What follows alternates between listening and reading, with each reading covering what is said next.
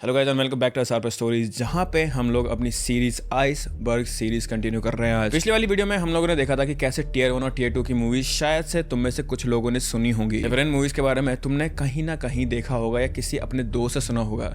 लेकिन टियर 3 से हम जितनी भी मूवीज की बात कर रहे हैं, आई एम प्रीटी श्योर कि तुम में से सिर्फ 1% लोग ऐसे होंगे जिन्होंने इन मूवीज के बारे में सुना होगा। So if you are one of them then do let me know in the comments, but I am pretty sure कि तुम में से ज्यादा लोगों ने इन मूवीज के बारे में नहीं सुना होगा। Also just a small content warning from this video, जो आगे की 3 वीडियो आएंगी उनके लिए। यहां से मूवीज थोड़ा क्रीपी, आई वोंट से कि क्रीपी हो जाती है, लेकिन they are very disturbing. So अगर तुम लोग छोटे हो and if you can't stomach this kind of content, then please यहां से देखना, इस वीडियो को बंद कर दो, क्योंकि टियर 3 से ही ऐसी मूवीज आना शुरू हो गई हैं अब, जिनके बारे में हम लोग लाइटली बात नहीं कर सकते हैं। And I am gonna go in depth for these videos. So depth में बात करने के लिए हमें इनके बारे में सब कुछ डिस्कस करना पड़ेगा। तो इसीलिए आई डोंट थिंक सो कि ये सभी लोगों के लिए एप्लीकेबल है, बट या मैंने तुम्हें पहले कंटेंट वार्निंग दे दी है। बट नाउ हम लोग पार्ट 2 में बात करने वाले हैं 2 टियर की, जो है टियर 3 और टियर 4। एंड उनमें से भी पहले हम लोग टियर 3 की बात करने वाले हैं, जो कि अगेन सर्विस लेवल, तो मैं नहीं बोलूंगा कि सर्विस लेवल है ये, बट यहाँ से अगेन बहुत ही ज्यादा हॉरिफाइंग मूवी शुरू हो जाती हैं। इस वीडियो की तुम लोग लेंथी देख लो। These videos are very hard to make, very hard to write, very hard to edit, and इनमें बहुत ही ज्यादा हमारा टाइम गया है guys. So it will be very helpful अगर तुम लोग हमारी मेंबरशिप ज्वाइन कर लो, जिसमें इन सारी की सारी वीडियोस का तुम्हें अनसेंसर्ड वर्जन देखने के लिए मिलेगा। पर अगर तुम लोग वो नहीं भी कर सकते हो तो just like and comment, that is more than enough for us. But with that हम लोग शुरू करते हैं अपना टियर 3 एंड हमारी पहली मूवी का नाम है सालो और The 120 Days of Sodom।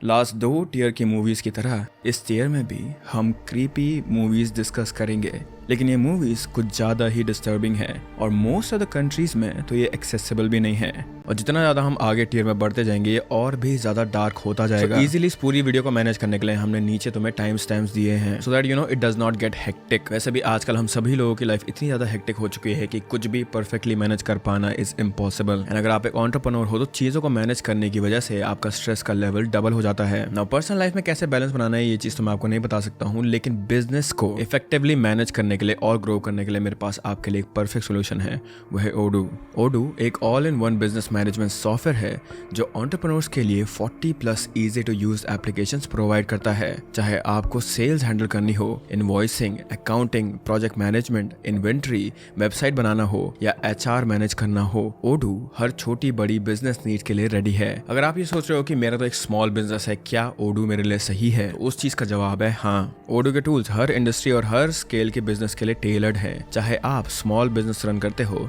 या एक एस्टैब्लिश्ड कंपनी हो, ओडू आपके लिए यूजफुल होगा ही। सबसे पहली बात, आप ओडू को ट्राई कर सकते हो, जिसमें आपको पहला एप्लीकेशन लाइफ टाइम फ्री मिलेगा, वो भी अनलिमिटेड सपोर्ट और होस्टिंग के साथ।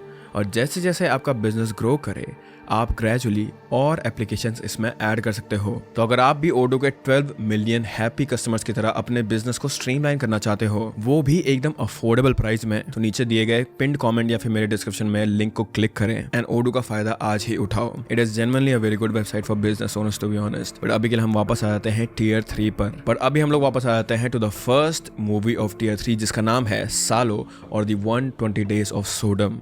सालो और The 120 Days of Sodom। Imagine करो कि आप किसी दूसरे शहर में घूमने गए हों। सुबह की ताज़ी हवा के लिए आप बैल्कनी में आए, लेकिन सामने एक घर में आप देखते हो कि कुछ टीनेजर्स को रॉड से जलाया जा रहा है। उन्हें जबरदस्ती ह्यूमन फेसेस खिलाए जा रहे हैं, और इससे पहले कि आप उस सिचुएशन को समझ पाओ, उन टीनेजर्स का सर दिया जाता है। क्या आप अपनी पूरी जिंदगी इस हादसे को, इस नज़ारे को भुला पाओगे? सोचो आप लोग कितने ज्यादा ट्रॉमेटाइज हो जाओगे, because I am pretty sure कि this is enough to scar you for your whole life. अभी जो आपका रिएक्शन है वही सेम रिएक्शन था उन व्यूअर्स का जिन्होंने ये मूवी देखी थी। But why? We will see that thing now. इस फिल्म को the sickest film of all the time भी कहा जाता है because of its obscene and notorious plot. ये film French writer Marquis de Sade की नॉवल 120 डेज ऑफ सोडम पर based है। इसके नाम से अंदाजा लगाया जा सकता है कि इसकी स्टोरी क्या होगी, बिकॉज सोडमी का मतलब नॉन कंसेंशुअल एक्ट्स होता है, particularly with the minor. Well, इस मूवी की कहानी उस टॉपिक पर बेस्ड है कि कैसे वर्ल्ड वॉर 2 के वक्त इटली में 4 अमीर लोग 9 टीनेज बॉयज एंड 9 गर्ल्स को 120 दिनों तक टॉर्चर करा गया था। इसमें most of the scenes violence, torture, physical abuse और के ही हैं। स्टार्टिंग में ये फिल्म थोड़ी क्रिंज लगती है, बट जैसे जैसे स्टोरी आगे बढ़ती है things take a dark turn. ये मूवी 4 सेगमेंट में डिवाइडेड है और हर एक सेगमेंट के साथ इसमें जो वायलेंस है वो बहुत ही ज़्यादा इंक्रीज होता जाता है। इन द फर्स्ट सेगमेंट उन चारों लोगों का इंट्रोडक्शन दिखाया जाता है जिनसे एक कहानी शुरू होती है, और वो 4 लोग हैं Duke, bishop, magistrate and president. उसके बाद 18 टीनेजर्स को किडनैप करके उन चारों को महल में ले जाया जाता है, जहां एक टीनेज बॉय को भागने की कोशिश करने के लिए दी जाती है। सेकेंड सेगमेंट में 2 विक्टिम्स की फोर्स्ड मैरिज और शोषण दिखाया गया है। शादी के तुरंत बाद उन विक्टिम्स को किया जाता है by few people present in the ceremony. It is so disgusting कि उन विक्टिम्स को डेली इतने डिग्रेडिंग चीजों से गुजरना पड़ता है। वेडिंग सेरेमनी के कुछ दिन बाद सभी विक्टिम्स को करके डॉग्स की तरह वॉक कराया जाता है और रिफ्यूज करने पे पीटा भी जाता है। मैजिस्ट्रेट और प्रेसिडेंट तो एक विक्टिम को जबरदस्ती नुकीले नेल से भरा खाना खिलाते हैं। वो विक्टिम्स बड़ी मुश्किल से उस इंसिडेंट को सरवाइव कर पाती है। Moving on to the third segment, जिसका नाम है सर्कल ऑफ शिट, बिकॉज इस सेगमेंट में विक्टिम्स को ह्यूमन फीसिस खिलाई जाती है। डायरेक्टर ने इस सीन को एक मेटाफर की तरह दिखाया है for consumer capitalism and the rise of the junk food culture. इस सीन ने साइकोलॉजिकल अब्यूज की सारी हदें पार कर दी थी। ड्यूक सबके सामने डेट करके एक विक्टिम को स्पून से अपना चीज खिलाता है। This scene will definitely make you vomit because screening के टाइम ऑडियंस भी इस सीन को देखकर उल्टियां कर रहे थे। As if this was not enough, wedding reception में दावत के नाम पर सब गेस्ट एंड विक्टिम्स को ह्यूमन ही खिलाई जाती है which they eat without question. लेकिन टॉर्चर अभी खत्म नहीं हुआ था। फोर्थ एंड लास्ट सेगमेंट तक तो ये मूवी इतनी डिस्टर्बिंग हो जाती है कि ज्यादातर लोग आखिर तक देख भी नहीं पाते हैं इसे। इस सेगमेंट में विक्टिम्स को सिर्फ प्लेजर के लिए हॉट आयरन रॉड से बार बार जाता है, उनकी जुबान काट दी जाती है, स्कल्स स्मैश कर दिए जाते हैं, उनकी आई बॉल तक स्लाइस कर दी जाती है। इस रिचुअलिस्टिक स्लॉटर के साथ ही ये मूवी खत्म होती है। And you know what is more shocking, इस फिल्म के डायरेक्टर की ये लास्ट फिल्म थी, क्योंकि इस मूवी के रिलीज से सिर्फ 3 हफ्ते पहले ही एक 17 साल के बच्चे ने उनका खून कर दिया था। और जब ये बच्चा पकड़ा गया तो उसने अपना स्टेटमेंट पुलिस स्टेशन में चेंज कर दिया था, और इसीलिए ये केस आज तक अनसॉल्व्ड है। डायरेक्टर ने पहले भी ऐसी फिल्म्स बनाई थी जो लोगों को या तो डिस्टर्बिंग लगती थी या क्रिंज, बट इस मूवी को तो इटली, यूके, ऑस्ट्रेलिया, न्यूजीलैंड जैसी कई कंट्रीज में बैन कर दिया गया था। इवन आफ्टर 40 इयर्स इस मूवी के बैन को हटाया नहीं गया है। इंटरनेट पर भी ये मूवी इजीली एक्सेसिबल नहीं है, क्योंकि मोस्ट ऑफ द प्लेटफॉर्म्स इस मूवी को रिमूव कर देते हैं। आई नो आप में से कुछ लोग इस मूवी को देखने के इंटरेस्टेड हो रहे होंगे, लेकिन लेट मी टेल यू, इस मूवी को इंटरनेट पर सर्च करने तक की गलती मत करना, बिकॉज 1994 में ओहायो में एक अंडर कवर पुलिस ऑफिसर को सिर्फ इस मूवी की सीडी रेंट करने के लिए अरेस्ट कर दिया गया था। Not just for the audience but also for the actors ये मूवी बहुत क्रीपी थी। इस मूवी के एक एक्टर का तो कैरेक्टर ही ब्रेक हो गया था जब एक सीन में उनके सर पर पॉइंट की गई थी। वो इतना डर गए थे कि सेट के लोगों को काफी समय लगा उन्हें शांत करने में। Same with human faeces eating scene. Actors actually chocolate mixed with orange marmalade and कुछ और इंग्रेडिएंट्स खा रहे थे, लेकिन सेट पे क्रू के रिएक्शंस बिल्कुल रियल थे। दे वर डिस्गस्टेड। तो ये थी कहानी आइसबर्ग के पहली मूवी की।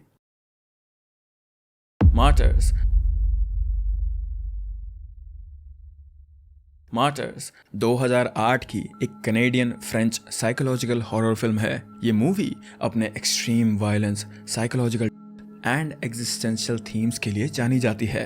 बेसिकली ये एक है। मार्टर्स एक ग्रीक वर्ड है इसका मतलब है विटनेस। जैसे कि इस फिल्म में मेन कैरेक्टर ने बचपन में बहुत कुछ विटनेस किया था। इस मूवी की मेन कैरेक्टर लूसी है, जिसके अराउंड पूरी की पूरी स्टोरी रिवॉल्व करती है। लूसी को बचपन से ही कैद करके रखा गया था, जहां से उसकी कैद से उसे 1 साल बाद छोड़ दिया जाता है। लेकिन फिर अपनी जिंदगी के 15 साल बिताने के बाद वो इस चीज के लिए रिवेंज लेने का सोचती है, और उसके इस प्लान में उसकी जो बचपन की दोस्त होती है एना, वो भी उसका साथ देती है। एंड रिवेंज लेने के लिए लूसी उन लोगों को ढूंढती है जिन्होंने उसे कैद करके रखा था।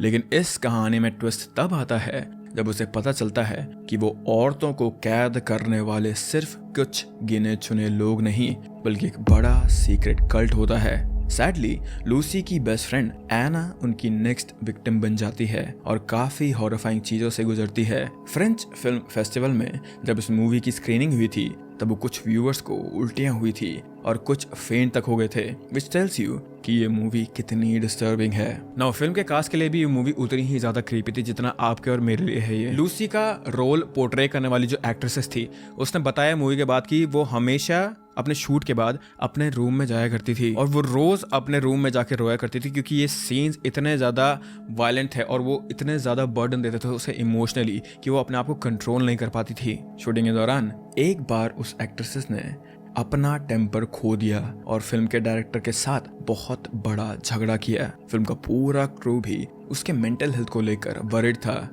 इतना उसको इस फिल्म ने अफेक्ट किया था। उसके इंजर्ड और ब्रूस्ड दिखने वाले सीन्स के लिए मेकअप एप्लीकेशन में 4 घंटे लगते थे और रिमूव करने में 3 घंटे प्लस शूटिंग का टाइम। ओवरऑल वो 19 घंटे पर डे शूट करती थी। यू कैन इमेजिन कि रोज ऐसा शेड्यूल होना कितना टायरिंग होता होगा, एंड ऑल्सो कितना हेक्टिक और मेंटली कितना प्रेशर पड़ता होगा उन पर। इन एडिशन टू दैट, इस मूवी से रिलेटेड बाकी लोग के साथ भी कुछ ना कुछ क्रीपी हुआ है। फिल्म के दौरान एना का रोल करने वाली एक्ट्रेस साउंड स्टेज से लगभग 10 फीट नीचे गिर गई थी, जिससे उसके पैर की हड्डी टूट गई थी और प्रोडक्शन 1 महीने के लिए रोकना पड़ा था। आफ्टर दैट फिल्म रिलीज होने से पहले मेकअप आर्टिस्ट ने खुद कर ली थी। Apart from all this, movie की डीपली अनसेटलिंग ग्राफिक्स की वजह से पहले 18+ रेटिंग मिली थी इस मूवी को, जो प्रोड्यूसर्स के अपील करने के बाद 16+ हो गई थी। इस फिल्म के डायरेक्टर ने एक्चुअली हॉस्टल मूवी से इंस्पायर होकर ये मूवी बनाई थी। पर मोस्टली जो आइसबर्ग में हमारी जितनी भी बैंड या फिर लॉस्ट मूवीज है, उनके ऑपोजिट ये मूवी कभी बैन ही नहीं हुई। इनफैक्ट आई थिंक सो ये मूवी OTTs पर या फिर ऑनलाइन भी तुम्हें काफी ज्यादा इजीली मिल जाएगी। But I think you should only watch this movie if you have strong stomach for गोर। सोजो त्सुबाकी। सोजो त्सुबाकी एक जापानीज मांगा सीरीज है जो शोइहिरो माओरू ने लिखी है और इलस्ट्रेट की है। जापान में ओरिजिनेटेड कॉमिक्स, ग्राफिक नॉवेल्स और कार्टून्स को मांगा कहा जाता है। बहुत साल पहले सिर्फ मांगा स्टोरीज में ही मैगजीन्स और कॉमिक्स मिलते थे, लेकिन अब ऑनलाइन वेब मांगा और वेबटून्स भी आ चुकी हैं। इंडिया में वेल नोन मांगा सीरीज के एग्जांपल्स हैं Naruto, Dragon Ball Z, Demon Slayer, and I am sure इनमें से कई सीरीज आपने देखी भी होंगी जस्ट लाइक मी। नहीं तो आपने गोजो का नाम तो पक्का सुना होगा। एनीवेज 1992 में सोजो त्सुबाकी पर एक डायरेक्टर ने एनिमे फिल्म बनाई थी जिसका नाम था Midoriya the girl in the freak show. Now if you are wondering कि मांगा तो पता था लेकिन ये एनिमे क्या होता है, तो मैं आपको बता दूं that anime is a hand-drawn and computer-generated animation originating from Japan.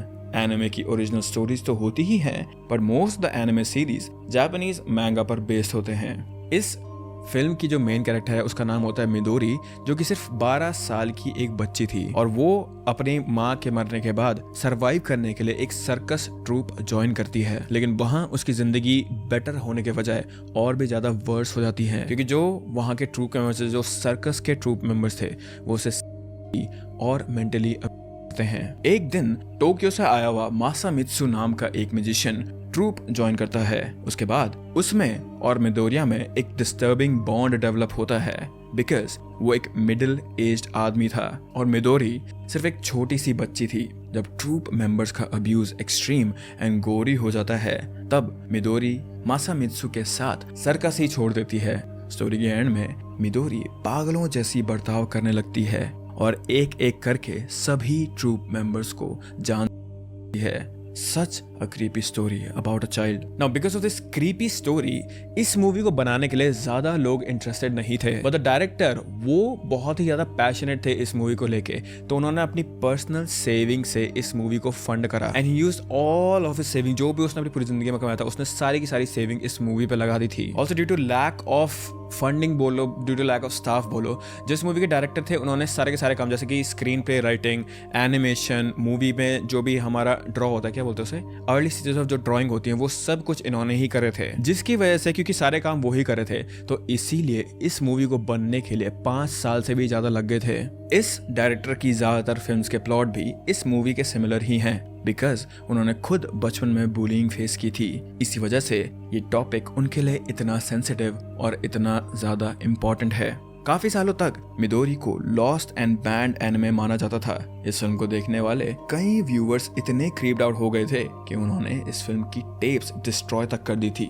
बहुत सारी कंट्रीज की तरह जापान में भी ये मूवी बैंड थी, बट 2013 में इस मूवी का अनकट वर्जन रिलीज हो गया था और अब ये मूवी ऑनलाइन इजीली अवेलेबल है. बट आज भी इस मूवी को one of the most disgusting animes कहा जाता है.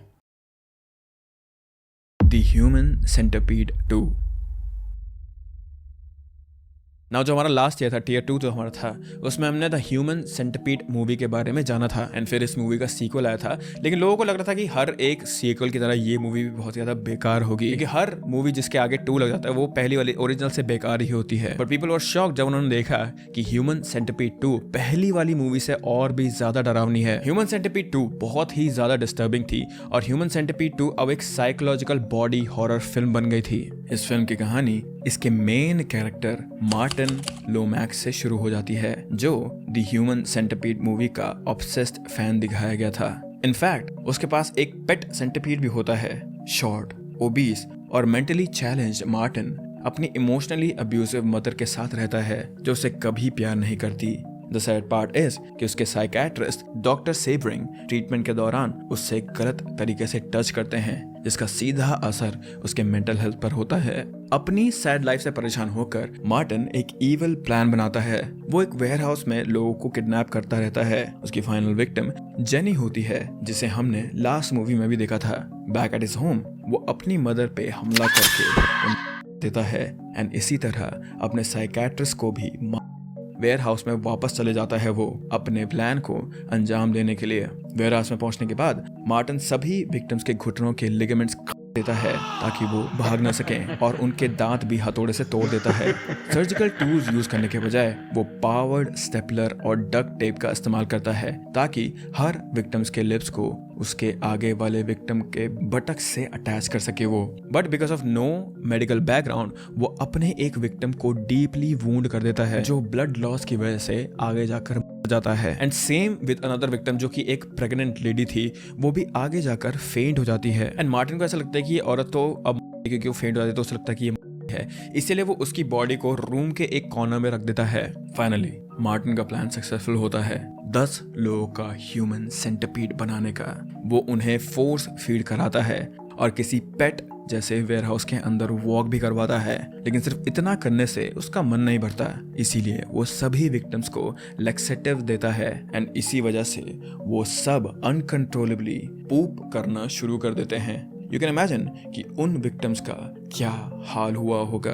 इतना कुछ सहने के बाद जैसे ही जेनी चिल्लाने लगती है, मार्टिन प्लायर से उसकी जुबान ही काट देता है. वो हैवानियत की सारी हदें तब पार करता है जब वो अपने प्राइवेट पार्ट पे बार्डेड वायर लगाकर सेंटिपीड के सबसे लास्ट विक्टिम्स का करता है. उसी दौरान रूम के कॉर्नर में पड़ी उस प्रेग्नेंट लेडी को होश आता है और वो उठकर वहां से भाग जाती है. मार्टिन उसे पकड़ने के लिए बाहर भागता है, लेकिन वो वहां से जिंदा बचकर भाग जाती है. वापस आने के बाद वो देखता है कि सेंटिपीड के 2 हिस्से हो गए थे बिकॉज विक्टिम्स ने भागने की कोशिश की थी. ये देखकर मार्टिन अपने गुस्से को काबू नहीं कर पाता और एक एक करके सभी विक्टिम्स को लगता है. वो सबको के बाद जेनी की बारी आने पर वो रुक जाता है क्योंकि वो उसे पसंद करता था.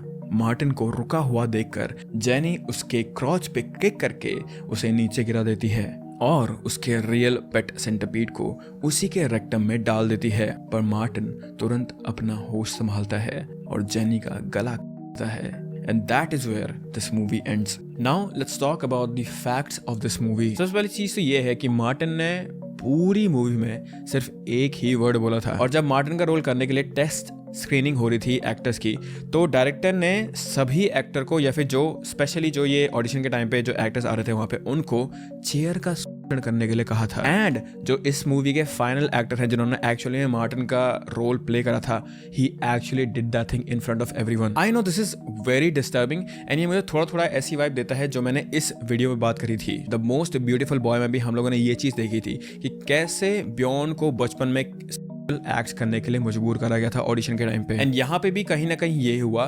द फैक्ट वाज कि ये एक अडल्ट आदमी था और द मोस्ट ब्यूटीफुल बॉय जो हमने वीडियो में बात करी थी वो एक बच्चा था। Now one more interesting fact about this movie is कि ये मूवी ब्लैक एंड व्हाइट में है, जबकि ये मूवी पूरी की पूरी कलर में फिल्म हुई थी। बट क्योंकि इस मूवी में गोरी सीन्स इतने ज्यादा थे, मार-धाड़ थे, तो डायरेक्टर ने सोचा कि मैं इसे ब्लैक एंड व्हाइट कर देता हूं ताकि सेंसरशिप में प्रॉब्लम ना आए, रिलीज होने में प्रॉब्लम ना आए। और जब 2015 का साल आया तो उन्होंने इस मूवी का जो कलर्ड वर्जन है उसको भी रिलीज कर दिया था। Because of the gory scenes ये मूवी यूके, आयरलैंड, जर्मनी जैसी टोटल 6 कंट्रीज में बैन कर दी गई थी। You can try to watch this movie but it's definitely not for the faint of heart. Pink flamingos. Pink flamingos 1972 की एक American black comedy exploitation film है। ये फिल्म डिवाइन नाम के एक क्रिमिनल और अंडरग्राउंड फिगर के बारे में है जिसे टैबलॉइड न्यूज़पेपर की तरफ से द फिल्थिएस्ट पर्सन अलाइव टाइटल मिलता है, लेकिन एक मैरिड कपल डिवाइन से उसका ये टाइटल छीनने की कोशिश करते हैं और उसके लिए वो डिवाइन को हमेशा पब्लिकली ह्यूमिलिएट करते हैं। अगर हम लोग डिस्टर्बिंग सीन्स की बात करें तो इस मूवी में पिंक फ्लामिंगोज में इतने ज़्यादा डिस्टर्बिंग सीन्स है और इतने ज़्यादा टॉप लेवल के या फिर क्रीपी सीन्स है इसमें जो तुम्हें तुम्हारी आंख बंद करने पे मजबूर कर देंगे। एक सीन में डिवाइन का बेटा क्रैकर एक लड़की के साथ एक चिकन का है। Well, they were technically crushing that chicken, but isn't that thing disturbing for a kid to do? And scene shoot होने के बाद one more fact about this movie is कि scene shoot होने के बाद actors ने उसी चिकन को पकाकर खाया था।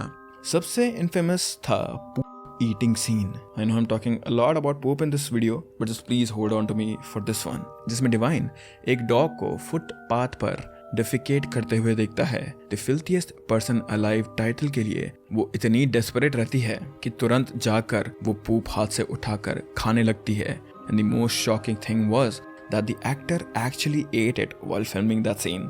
अकॉर्डिंग टू हर, उसे ये सीन शूट करना पड़ा था because it was in the script. Shooting के बाद उसने हॉस्पिटल इमरजेंसी में फोन करके पूप ईटिंग के पॉसिबल साइड इफेक्ट्स के बारे में पूछा।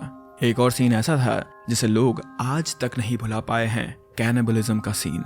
मूवी में डिवाइन की बर्थडे पार्टी के दौरान अलग अलग एंटरटेनर्स आकर परफॉर्म करते हैं। एक टॉपलेस लड़की स्नेक चार्मर एक्ट परफॉर्म करती है और एक कंटोर्शनिस्ट लड़का अपने प्रोलैप्स एनस को फ्लेक्स करते हुए अनयूजुअल पोजीशन में अपनी बॉडी को मूव करता है। ये सब देखकर वो मैरिड कपल जो डिवाइन से उसका टाइटल छीनना चाहते थे इतने डिस्गस्ट हो जाते हैं कि पुलिस को इन्फॉर्म कर देते हैं वो।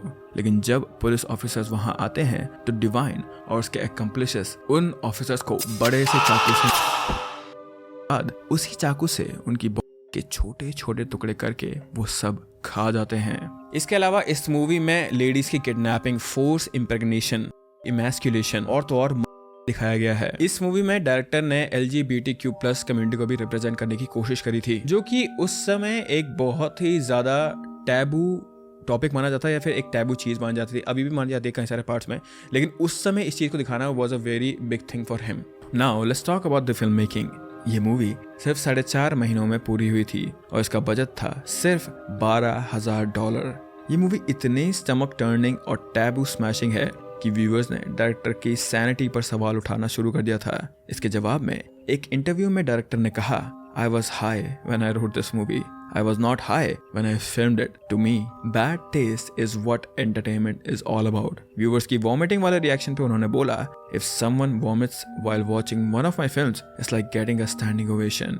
In fact, एक टीवी शो ने तो पिंक फ्लमिंगो चैलेंज भी स्टार्ट कर दिया था। उसमें ऑडियंस को फिल्म की एंडिंग दिखाई गई थी और उसी वक्त पिंक फ्लमिंगो वॉमिट बैग्स के साथ उन्हें चॉकलेट्स खाने के लिए दिए गए थे, just to see their reaction whether they puke और नॉट।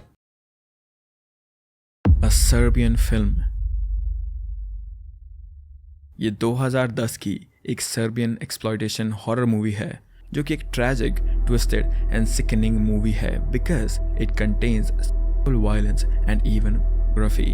नाउ ये मूवी इतनी ज़्यादा डिस्टर्बिंग है for a new horror watcher कि इस मूवी को देखने के बाद तुम लोग चाह कर भी इसके सीन्स को भुला नहीं पाओगे। अ सर्बियन फिल्म स्टोरी है एक रिटायर्ड एक्टर माइलोस की जो अपनी वाइफ और 6 साल के बेटे के साथ रहता है। उसका भाई मार्को एक करप्ट पुलिस ऑफिसर है जो माइलोस से जलता है और उसकी वाइफ को पाना चाहता है। माइलोस की फाइनेंशियल कंडीशन ठीक ना होने की वजह से वो एक आर्ट फिल्म साइन करता है, लेकिन शूटिंग के शुरू होने के बाद उसे पता चलता है कि वो कोई नॉर्मल फिल्म नहीं थी। उसे बार बार ओरल के सीन शूट करने पड़ते थे। एक बार तो एक छोटी बच्ची के सामने भी उसे ऐसी एक्टिंग करनी पड़ी थी। एंड डायरेक्टर का ड्राइवर रासा वो एक न्यू बॉर्न बेबी का होता है। पूरे सेट पर उस बच्चे के रोने के और चिल्लाने की आवाजें गूंजती रहती हैं, पर रासा को किसी ने नहीं रोका। उल्टा सारे क्रू और कास्ट मेंबर्स उसकी हरकतों को बढ़ावा देते हैं। जिस बेबी को पैदा हुए 24 घंटे भी नहीं हुए थे, जिसे ये तक नहीं पता था कि उसके साथ क्या हो रहा है, उसका किया जा रहा था वहां पर। This is so inhuman. कोई नॉर्मल इंसान ऐसा करने से पहले सोच भी नहीं सकता। ये देखकर माइलोस के पैरों तले जमीन खिसक गई थी because he had a baby too. तो उसके लिए ये सारे सीन्स और भी ज्यादा डिस्टर्बिंग होते हैं। वो ज्यादा देर वहां नहीं रुक पाता और ट्रॉमेटाइज होकर घर चला जाता है। मूवी के नेक्स्ट सीन में ये दिखाते हैं कि माइलोस जब 3 दिन बाद सेट पे आता है तब वहां कोई नहीं होता, लेकिन उसे खुद के शूट किए हुए टेप्स मिलते हैं जिसमें उसका डैडी के साथ का भी एक टेप होता है। उसे याद नहीं आता कि उसने ये सब सीन्स कब शूट किए थे क्योंकि वो इन टेप्स में नशे की हालत में होता है। पर टेप के साथ साथ सीन्स और ग्रूसम होते जाते हैं और लास्ट टेप को देखकर वो पूरी तरह टूट जाता है। उस टेप में एक मास्क आदमी एक लड़की को और दूसरी तरफ माइलोस एक विक्टिम को कर रहे थे। डायरेक्टर के कहने पर वो दूसरा आदमी अपना मास्क उतारता है और वो आदमी और कोई नहीं बल्कि माइलोस का भाई मार्कोस होता है जो उसकी वाइफ का कर रहा होता है। उसी सीन में माइलोस जब अपने विक्टिम के ऊपर से चढ़कर हटता है तो उसके पैरों तले जमीन खिसक जाती है बिकॉज वो विक्टिम उसका अपना खुद का बेटा था। इतनी देर से वो अपने ही बेटे का बेरहमी से जा रहा था। अपने बेटे के पैरों से बह रहे खून देखकर वो खुद को संभाल नहीं पाता है और इसके पहले कि वो कुछ रिएक्ट करे वहां वो डॉक्टर आती है जिसने माइलोस को ड्रग इंजेक्ट किए थे। आते ही वो डॉक्टर माइलोस को सब बताने की कोशिश करती है, लेकिन वैजिनल हेमरेज और एक्सेसिव ब्लीडिंग के कारण वो पहले से ही अपनी आखिरी सांसें गिन रही होती है और फिर कुछ ही पलों में वो मरती है। ये सब देखकर माइलोस इतना गुस्सा हो जाता है कि डायरेक्टर को पीट पीट कर डालता है और दूसरी तरफ उसकी बीवी मार्कोस का सर फोड़कर उसे मारती है। सेट की सिक्योरिटी गार्ड से माइलोस छीनकर सबको गोली मार एक्सेप्ट रासा। माइलोस गुस्से में पास में पड़ी मशट्टी उठाकर रासा का सर काट देता है। उन टेप्स को देखने के बाद माइलोस को सब याद आता है including locking his family into the basement. वो तुरंत घर जाकर अपनी वाइफ और बेटे को वहां से आजाद करता है, लेकिन उनके साथ जो कुछ भी हुआ था उस सब का trauma was too much to handle. वो सब एक दूसरे से आंख तक नहीं मिला पा रहे थे। इस ट्रॉमा को एंड करने के लिए they all just decided to themselves। Next morning उनके घर एक डायरेक्टर अपनी टीम के साथ आता है। उस टीम का एक्टर बॉडीज को बस देखे जा रहा था। देन वो स्लोली अपने पैंट को अनजिप करता है एंड तब डायरेक्टर अपने माइक में कहता है start with the little one. तो सम अप, माइलोस ने जिस मूवी को साइन किया था वो कोई आर्ट फिल्म नहीं थी बल्कि एक स्नफ फिल्म थी जिसका थीम नेक्रोफिलिया और पेडोफिलिया था। रियल को रिकॉर्ड करके बनाई हुई मूवीज को स्नफ फिल्म कहते हैं। नेक्रोफिलिया मतलब किसी बॉडी के साथ किया हुआ एक्ट या attraction and paedophilia means attraction towards small children. Because of such content, 21st century की ये one of the most banned film में से एक हो चुकी थी और आज तक भी ये मूवी बैंड ही है। Cannibal Holocaust। Now even though हम लोग अब टियर 3 में आ चुके हैं एंड इसकी मूवी थोड़ी और ज़्यादा, इसमें जितनी भी मूवीज़ हैं वो और ज़्यादा ऑब्सक्योर हैं। स्टिल आई थिंक सो कि इस मूवी के बारे में, द कैनिबल हॉलोकॉस्ट के बारे में आप लोगों में से कुछ एक्सट्रीम जो सिनेफाइल लोग हैं उन्होंने सुना होगा। It's a 1980 Italian cannibal film की स्टोरी में कुछ क्रू मेंबर्स डॉक्यूमेंट्री बनाते वक्त अमेज़न रेन फॉरेस्ट में अचानक से गायब हो जाते हैं और उन्हें ढूंढने के लिए एक रेस्क्यू टीम फॉर्म की जाती है and they begin to unfold the dark secrets behind Cruz disappearance. Plot की तरह रियल लाइफ में भी कुछ सीन्स अमेज़न रेन फॉरेस्ट में शूट किए गए थे। इस फिल्म के graphic content specially animal cruelty वाले सीन्स इतने डिस्टर्बिंग थे कि कास्ट एंड क्रू के मेंबर्स भी शूटिंग के दौरान काफी अनकंफर्टेबल हो गए थे। कुछ एक्टर्स तो इतने डिस्टर्ब हो गए थे और मेंटली इतने ट्रॉमेटाइज हो गए थे कि उन्होंने एनिमल वाले सीन्स के दौरान फिल्म सेट ही छोड़ दिया था और जो कुछ लोग बचे थे वो शूटिंग के बाद रोने लगे थे। मंकी वाले सीन के वक्त तो कुछ क्रू मेंबर्स को उल्टियां तक हो गई थी। 1, 2 या 3 नहीं, टोटल 7 एनिमल को शूटिंग के दौरान था। कुछ कास्ट मेंबर्स ने हद तब की जब उन्होंने फिल्मिंग के बाद मंकीज का मीट खा लिया था, कहकर कि ये बहुत डिलीशियस है। How disturbing is that thing. Content shoot करते वक्त जब एक एक्ट्रेस ने अपनी बॉडी पार्ट्स दिखाने से मना कर दिया तो डायरेक्टर ने उस पर तब तक चिल्लाया जब तक वो फाइनली मान नहीं गई थी। एक दूसरे एक्टर को तो सीन का इतना बड़ा ट्रॉमा हुआ कि उसे एंजाइटी होने लगी थी और गिल्ट की वजह से उसने अपनी गर्लफ्रेंड से ब्रेकअप कर दिया। जो कोलंबिया के लोकल लोग कुछ सीन्स में दिखाए गए थे उनसे कुछ एक्सट्रीमली डेंजरस सीन्स भी शूट करवाए गए थे, जैसे कि बर्निंग हट के अंदर लंबे समय तक रुकना। इन सीन्स में किसी की जान भी जा सकती थी, लेकिन डायरेक्टर को उस चीज से कोई लेना देना नहीं था और ना उन लोकल एक्टर्स को कोई पैसे दिए गए थे। नाउ अगर फिल्मिंग के वक्त ही इतनी सारी क्रीपी चीजें हो रही थी तो can you guys just imagine कि इस मूवी का प्लॉट कितना ज्यादा क्रीपी होगा। फिल्म के प्लॉट में 1979 का अमेज़न रेन फॉरेस्ट दिखाया गया है जहां एक अमेरिकन फिल्म क्रू डॉक्यूमेंट्री बनाने गया होता है on local cannibal tribes, but वो क्रू वहां से गायब हो जाता है। उन्हें ढूंढने के लिए एक एंथ्रोपोलॉजिस्ट और कुछ मिलिट्री ऑफिशियल्स एक रेस्क्यू मिशन शुरू करते हैं। रेन फॉरेस्ट में उन्हें एक लोकल ट्राइब मिलता है जो बताता है कि क्रू मेंबर्स ने वहां काफी हंगामा मचाया था। अगले दिन रेस्क्यूअर्स को भी जंगल के काफी अंदर 2 एंडो कैनिबल ट्राइब्स मिलती हैं। ये ट्राइब्स अपनी कम्युनिटी के मर चुके लोगों को ही खाते थे। एक ट्राइब को फॉलो करने पर रेस्क्यूअर्स को एक श्राइन के पास क्रू मेंबर्स की हड्डियां और कुछ फिल्म टेप्स मिले थे। ये देखकर रेस्क्यूअर्स समझ जाते हैं कि उनका यहाँ से जिंदा वापस निकलना मुश्किल है, तो वो लोग एक टेप रिकॉर्डर पर म्यूजिक बजाते हैं। ट्राइब ने अपनी लाइफ में पहली बार टेप रिकॉर्डर देखा होता है, इसीलिए वो लोग इतने फैसिनेटेड हो जाते हैं कि उस रिकॉर्डर के बदले रेस्क्यूअर्स को जिंदा वापस जाने देते हैं। साथ में फिल्म टेप्स भी वापस दे देते हैं उन्हें। न्यूयॉर्क लौटकर रेस्क्यू टीम का एंथ्रोपोलॉजिस्ट मोनरे उन टेप्स को देखना शुरू करता है। टेप्स में दिखाया गया है कि क्रू मेंबर्स रेन फॉरेस्ट में उसी ट्राइब से मिलते हैं जो रेस्क्यूअर्स को मिले थे। विलेज में जाकर क्रू उन लोगों को डराते धमकाते हैं। जब ट्राइब के लोग प्रोटेस्ट करते हैं तो क्रू मेंबर्स उनके एनिमल्स को उन्हें जबरदस्ती एक हट में भरकर अपने मैसेकर सीन के लिए ट्राइब में से कुछ लोगों को जिंदा हैं। इस इंसिडेंट के बाद बचे हुए ट्राइब मेंबर्स गुस्से में आकर क्रू वालों को मारकर खा जाते हैं। मोनरे के मना करने के बावजूद वो फुटेज एक डॉक्यूमेंट्री के तौर पर ब्रॉडकास्ट होती है, लेकिन मोनरे के पास अभी भी 2 अनसीन टेप्स थी जिसे वो ब्रॉडकास्ट एग्जीक्यूटिव्स को दिखाता है। इन टेप्स में दिखाया गया है कि कैसे क्रू मेंबर्स ट्राइब की एक छोटी लड़की का गैंग हैं और उसका करके सीन को ऐसा स्टेज करते हैं जैसे ट्राइब ने उन लड़कों को वर्जिनिटी लूज करने की वजह से मार डाला हो, पर वो लोग अनजान थे कि ट्राइब के लोग सब देख चुके थे। बदला लेने के लिए ट्राइब एक क्रू मेंबर को पकड़कर पहले उसके कपड़े उतारते हैं, फिर मशेटी से उसका कैस्ट्रेशन करते हैं एंड आफ्टर दैट उसे डिसफिगर होने तक मारते हैं।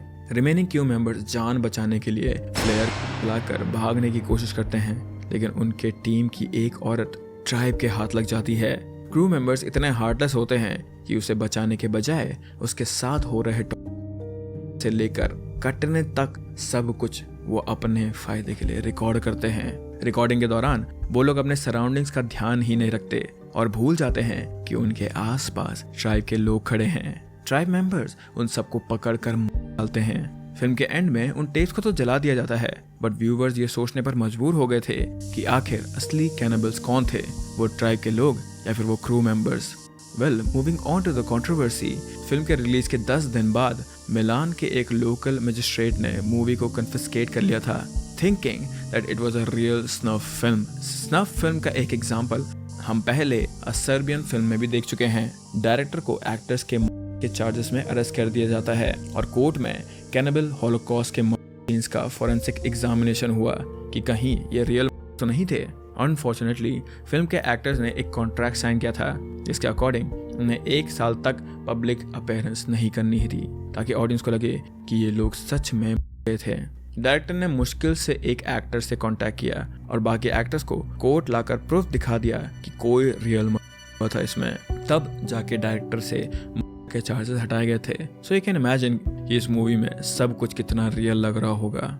ऑल्दो डायरेक्टर को शूट सीन करने का, वो कॉन्ट्रैक्ट साइन करवाने का और एनिमल्स को मारने का डीप रिग्रेट हुआ था, लेकिन फिर भी स्नफ फिल्म के लेबल से ये फिल्म एक तरीके से फ्री हो गई थी। But that did not mean कि ये मूवी बैन नहीं हुई थी। ये मूवीज आज तक 50 कंट्रीज में बैन है। एंड इसीलिए मैंने कहा था कि कुछ ही सिनेफाइल लोगों ने इस मूवी के बारे में सुना होगा, क्योंकि it is like a cult movie. जो बहुत ज्यादा एक्सट्रीमिस्ट लोग होते हैं मूवीज को लेके या फिर हॉरर मूवीज को लेके, उन्हें इस मूवी के बारे में पता होता है। Tetsuo the Iron Man। Now आप लोगों में से कहीं सारे लोगों की तरह मैंने भी इस मूवी का नाम पहली बारी जिंदगी में सुना था, लेकिन जैसे जैसे मैं इस मूवी के बारे में पढ़ता गया, जैसे जैसे मैं इस मूवी के फैक्ट्स जानता रहा, तब मुझे समझ आया कि ये आइसबर्ग लिस्ट में क्यों है। ये 1989 की nightmarish Japanese science fiction horror movie है। इसके विजुअल्स इतने डिस्टर्बिंग थे कि इस मूवी को ब्लैक एंड व्हाइट में शूट किया गया था ताकि बाद में रेटिंग सर्टिफिकेट लेना थोड़ा आसान हो जाए। इस फिल्म को बनाने के लिए 1.5 साल लग गए थे एंड एंड तक कास्ट एंड क्रू इतने फेडअप हो चुके थे कि उन्होंने सेट पे आना ही छोड़ दिया था। इस फिल्म की कहानी एक मेंटल फेटिशिस्ट आदमी के अराउंड रिवॉल्व होती है जो अपने मैगेट से भरे वूंड में काफी अंदर तक मेटल इंसर्ट करता है। वो उसी हालत में रोड पर भाग रहा होता है जब एक कार उसको कुचल देती है। उस कार में एक जापानीज बिजनेसमैन अपनी गर्लफ्रेंड के साथ होता है। उस आदमी की हेल्प करने के बजाय वो दोनों उसे वहीं छोड़कर भाग जाते हैं। वो आदमी रास्ते पर जख्मी हालत में बेहोश पड़ा रहता है। जब वहां से गुजर रहे लोग उसे उठाकर हॉस्पिटल में ले जाते हैं, वो आदमी कई दिनों तक हॉस्पिटल में बेहोश होता है। इस इंसिडेंट के बाद उस बिजनेसमैन को रियलाइज होने लगता है कि उसका शरीर धीरे धीरे अंदर से मेटल बनने लगा है। उसे मेटल ओरिएंटेड ड्रीम्स आने लगते हैं। एक बार जब वो अपनी गर्लफ्रेंड के साथ रहा था, तब उसे अपने शरीर में कुछ बदलाव महसूस होता है। वो अनकंफर्टेबल फील करने लगता है, बट इससे पहले कि वो कुछ समझ पाए, उसकी गर्लफ्रेंड की लोअर बॉडी से करने लगता है और उसकी वजह से वो है। बिजनेसमैन कंफ्यूज हो जाता है कि अचानक उसकी गर्लफ्रेंड को क्या हुआ, लेकिन जब वो उठकर देखता है तब उसे असली रीजन पता चलता है। दरअसल इन के दौरान उसके जेनिटल्स एक मैसिव मेटल ड्रिल में ट्रांसफॉर्म हो चुके थे और वो दोनों इस बात से अनजान थे। अब वो बिजनेसमैन पैरानॉइड हो जाता है।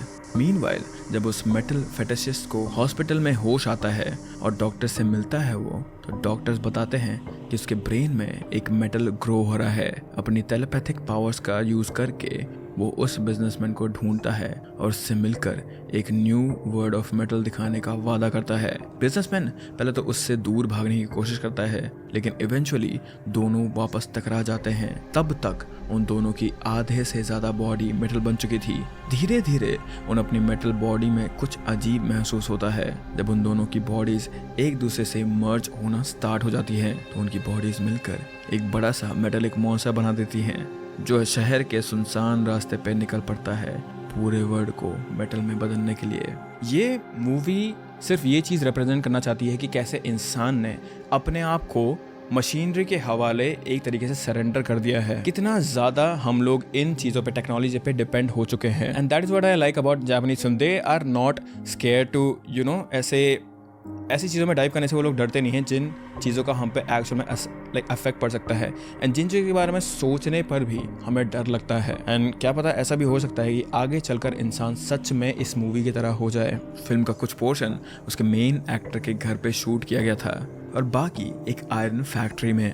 कास्ट मेंबर्स को मेटल का सूट और हैवी मेकअप पहनकर ही इन दोनों लोकेशंस पे ट्रैवल करना पड़ता था। जब लोग उन्हें देखते थे तो इस सोच में पड़ जाते थे कि ये सब पागलों जैसे गेटअप में क्यों घूम रहे हैं। तो उनके मेन एक्टर के आउटफिट में रियल मेटल और स्मॉल इलेक्ट्रॉनिक अप्लायंसेस लगे हुए थे, जिससे उसका आउटफिट इतना हैवी हो गया था कि वो मेकअप चेयर से उठ भी नहीं पाते थे। 1992 में इस मूवी का सीक्वल भी रिलीज हुआ था। ये मूवी और इसका सीक्वल शायद कभी मेन स्ट्रीम नहीं हुए, पर अपने यूनिक प्लॉट और डिस्टर्बिंग विजुअल्स की वजह से तेत्सुयो is still considered one of the most disturbing films ever made. Club.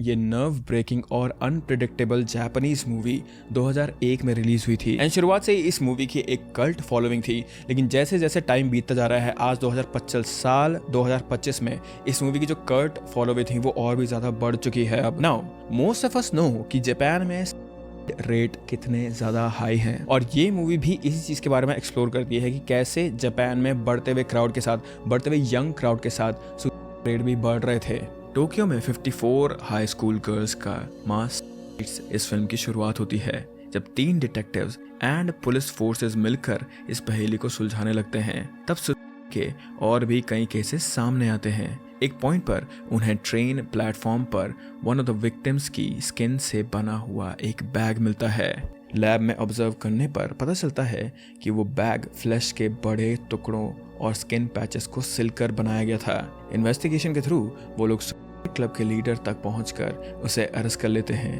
Actually club students का एक बड़ा सा ऑनलाइन ग्रुप था जो intense academic and social pressure की वजह से हो जाते हैं और मास प्लान करते हैं।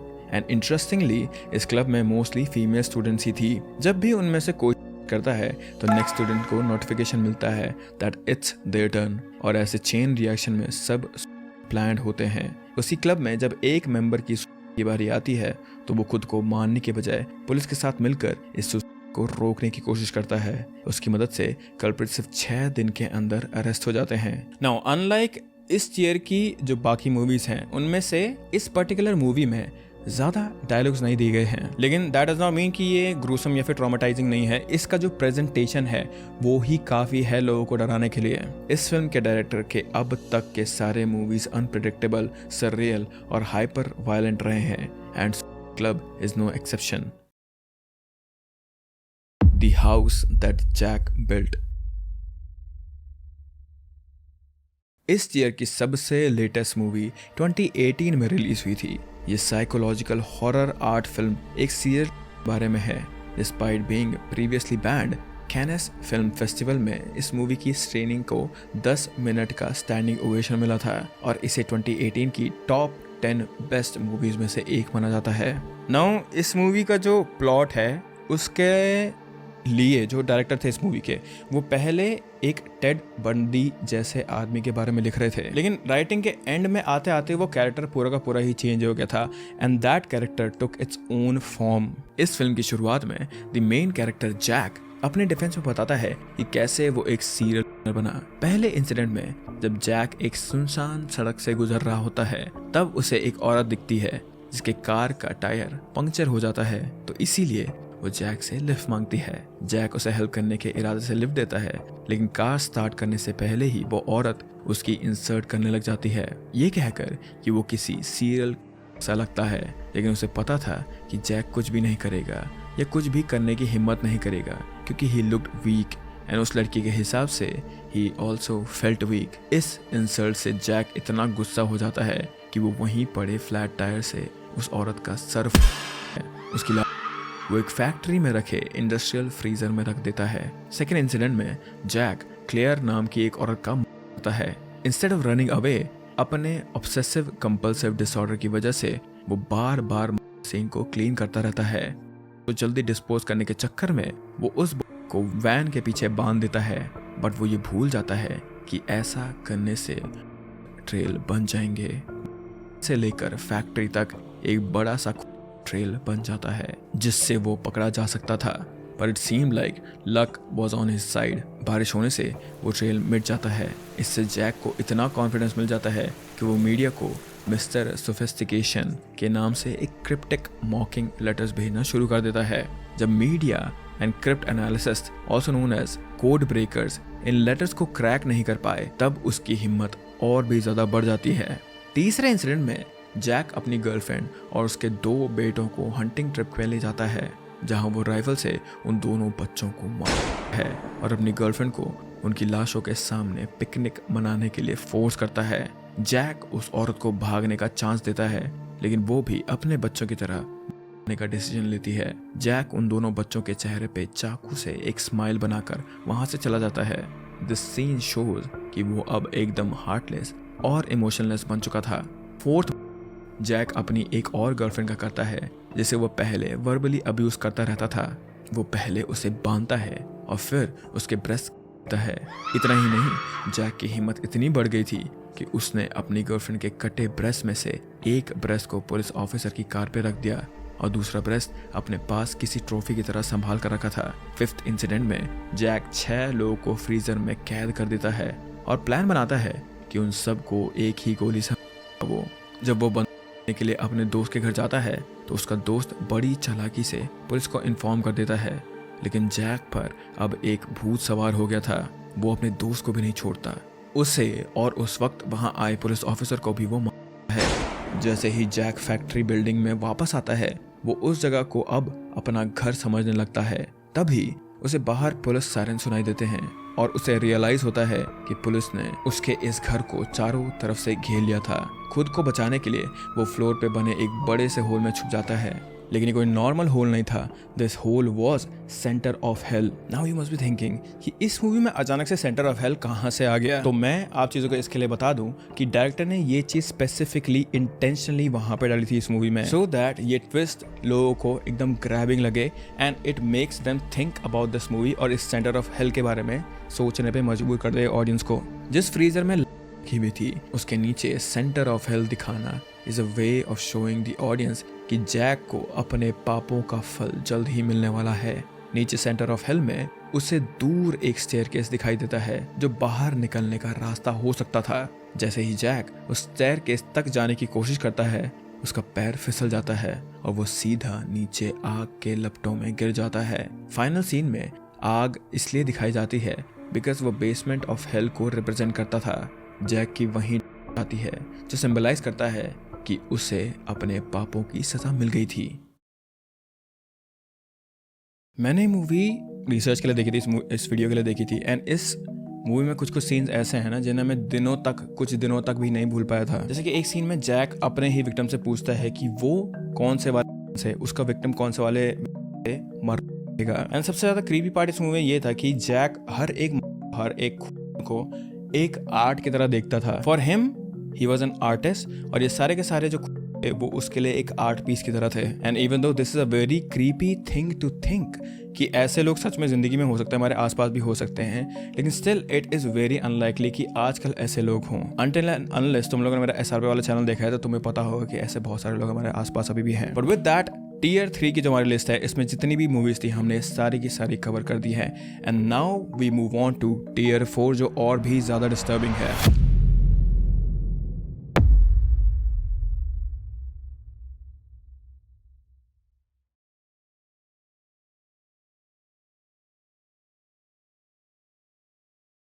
नाउ टियर 4 में जितनी भी मूवीज हैं ये तुम्हें कहीं पे भी सरफेस लेवल पे, सरफेस वेब पे कहीं पे भी एक्सेसिबल नहीं होंगी। एंड आज से ज़्यादा मूवीज ढूंढने में तो मुझे भी बहुत ज़्यादा टाइम लग गया था। So it is very unlikely कि तुम में से किसी ने भी एक भी मूवी के बारे में इसमें सुना होगा। But let me assure you कि every single movie in this tier list is spine chilling. And to be honest जो असली रियलिस्टिक लाइफ के जो डर होते हैं वो इस टियर से ही शुरू होते हैं, tier 4, tier 5, tier 6। But again let's start with the first movie of tier 4 जिसका नाम है स्लो प्यूक चेंबर।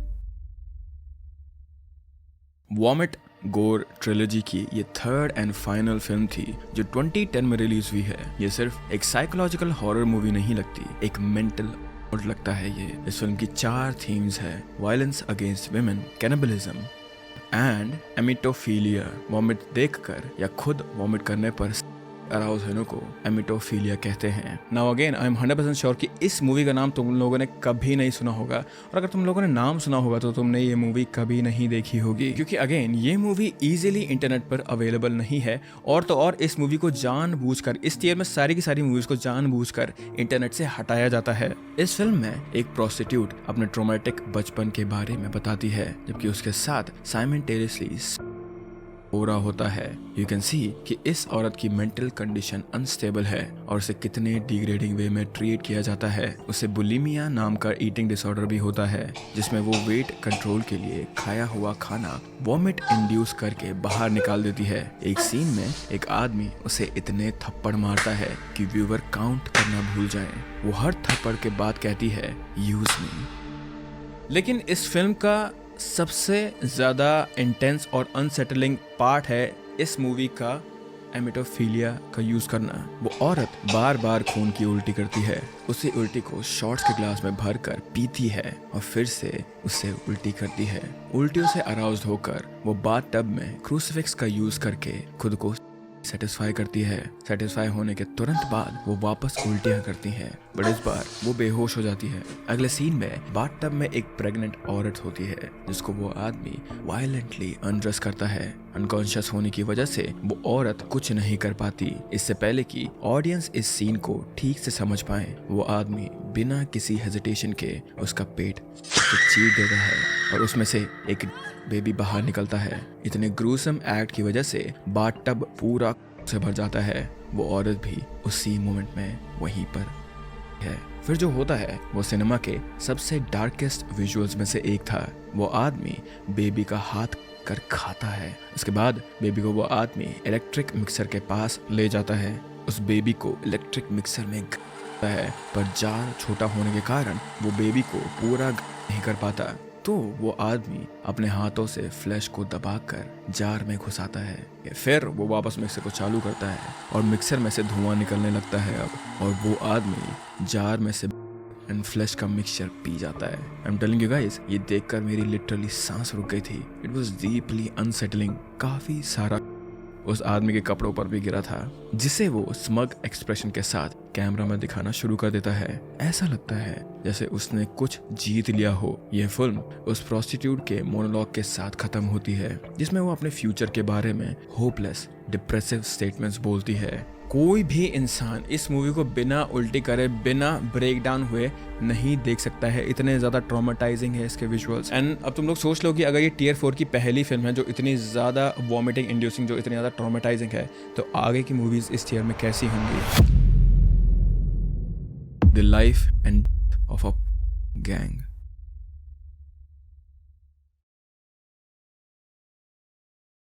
ये 2009 में रिलीज हुई सर्बियन एक्सप्लॉयटेशन फिल्म है, और इस फिल्म के डायरेक्टर ने ही इसमें मेन लीड का रोल प्ले किया है। फिल्म का मेन कैरेक्टर मार्को, जो शुरुआत में एक अनसक्सेसफुल डायरेक्टर होता है, अपने डूबते हुए करियर को बचाने के लिए वो एक ग्राफिक थिएटर ट्रूप के साथ रूरल सर्बियन विलेजेस में जाकर कभी थिएटर प्लेस करता था तो कभी लो बजट एडल्ट फिल्म्स बनाता था। ये सब करना एक्चुअली उसके लिए एक तरीका था अपने अंदर के गुस्से को कंट्रोल करने के लिए, जो गुस्सा उसे सोसाइटी के हिपोक्रेसी के लिए आता था।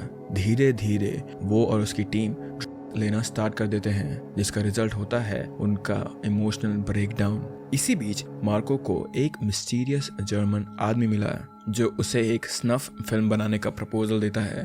मार्को और उसकी पूरी टीम इस डेंजरस वर्ल्ड में फंस गए थे। उनकी बनाई हुई स्नफ फिल्म्स के victims mostly mentally challenged, terminally ill होते थे, या फिर कुछ लोग ऐसे भी थे वहाँ पे जो वॉलंटियरली पार्टिसिपेट कर रहे थे। सबसे क्रीपी बात ये थी कि इतने लोग जा रहे थे, लेकिन ना कोई पुलिस रिपोर्ट हो रही थी, ना न्यूज़पेपर में इस चीज का मेंशन था। जैसा पूरा लॉ इन्फोर्समेंट जानबूझकर इन से आंख मूंद रहा हो। जो भी मार्को या उसकी टीम से जर्मन विक्टिम्स के बारे में कुछ भी पूछते थे, उन सभी लोगों को करप्शन के हेल्प से मोटी रकम देकर चुप करवा दिया जाता था। उन्होंने अपनी जिंदगी में इतना पैसा पहली बार देखा था, और पैसा देखकर वो भी अपने मॉरल्स भूल गए थे। एक के बाद एक स्नफ फिल्म बनाते जा रहे थे वो लोग। Amidst all this, Marco secretly सब कुछ रिकॉर्ड कर रहा होता है बिहाइंड द सीन्स, टीम की कन्वर्सेशंस और उस जर्मन आदमी से होने वाली हर डील। धीरे धीरे वो नोटिस करता है कि उसकी टीम या तो के ओवरड्यूज से सुसाइड कर रही थी या फिर एक दूसरे का खुद कर रहे थे वो लोग। कुछ लोग तो बिना किसी ट्रेस के गायब हो जाते थे वहां से, और आखिर में उस पूरी टीम में से सिर्फ मार्को ही बचा था। फिल्म के एंड में मार्को उन सब सीक्रेटली रिकॉर्डेड टेप्स का यूज करके एक डॉक्यूमेंट्री बनाता है और लोगों को ये डॉक्यूमेंट्री देखने के बाद बहुत ज्यादा पसंद आती है। एक इंटरव्यू में उसने कहा था, सोसाइटी के प्रेशर के आगे इंसान अपने मॉरल्स खो देता है, जैसे मैंने अपने मॉरल्स खोए थे।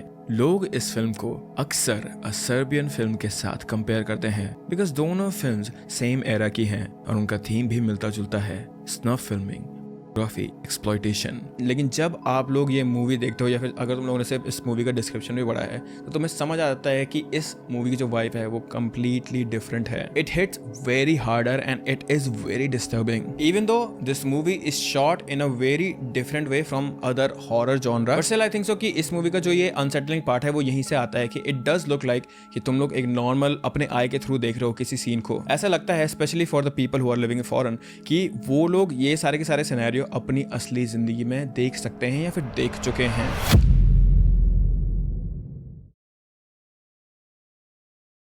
अगस्त अंडरग्राउंड। now सोचो कि तुम एक रास्ते से गुजर रहे हो और अचानक से तुम्हें एक पुरानी सीडी या डीवीडी मिल जाए। उस सीडी पे कुछ लिखा हुआ नहीं है, उस सीडी पे कुछ मेंशन नहीं है, तो आउट ऑफ क्यूरियोसिटी तुम लोग ये सोचते हो कि आखिर इस मूवी में है क्या, फिर आखिर सीडी में ऐसा है क्या।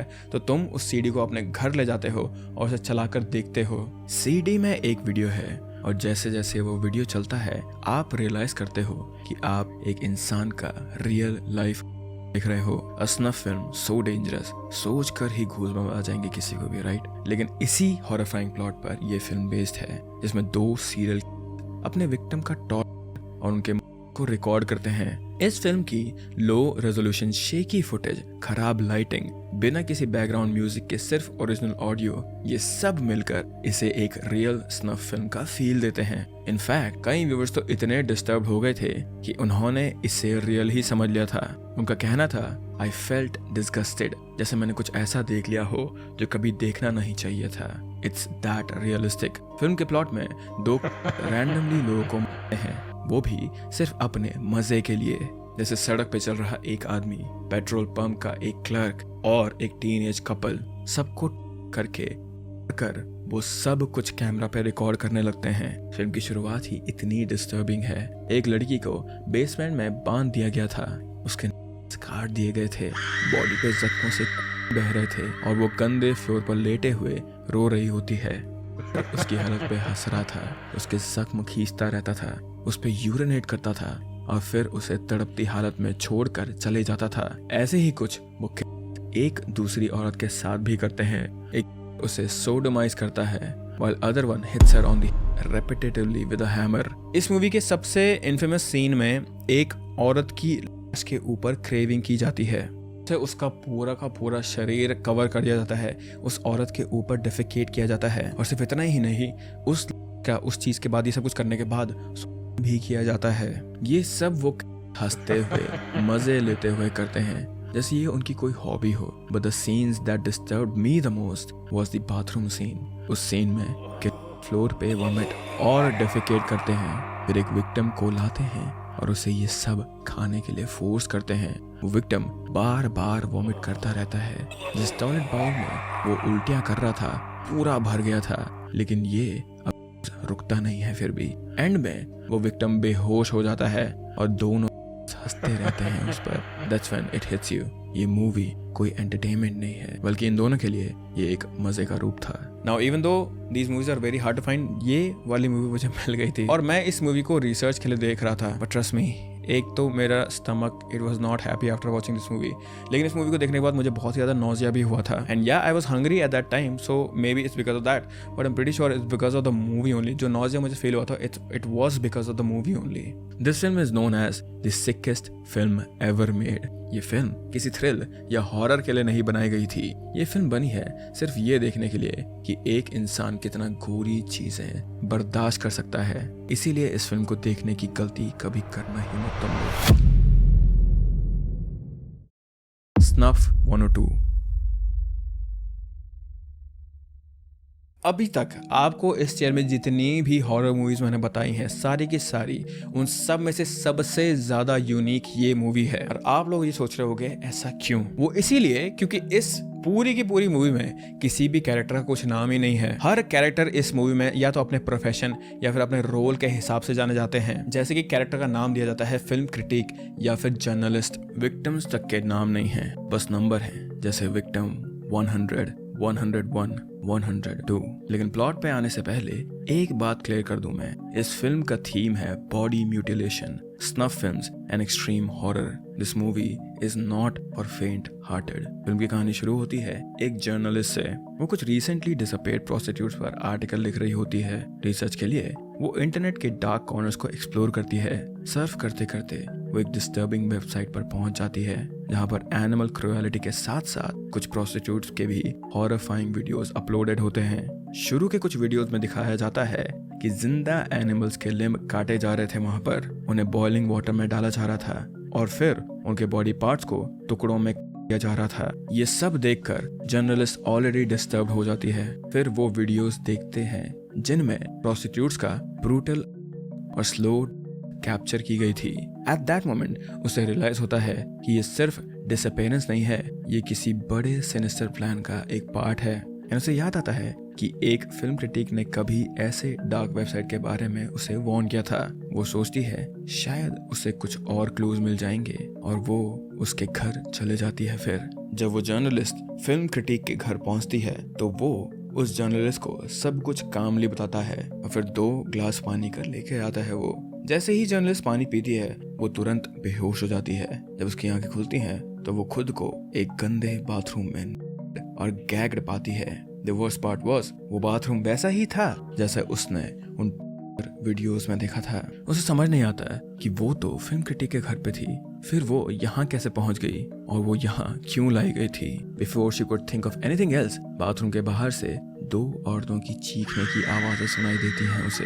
एक आदमी मास्क पहने हुए 2 औरतों को कर रहा होता है। उनमें से एक औरत प्रेग्नेंट होती है जिसे वो विक्टिम 100 और दूसरी को विक्टिम 101 नाम देता है। वो आदमी विक्टिम 100 की पहले उंगलियां काटता है, फिर एक प्लास्टिक बैग से उसकी सांस बंद कर देता है। उसके ऊपर जंप करके उसका फेस क्रश कर देता है वो, और उसका ब्रेस्ट भी देता है। And then at the end एक बुचर वो पहले उसके जेनिटल से लेकर बॉडी तक को स्लाइड करता है।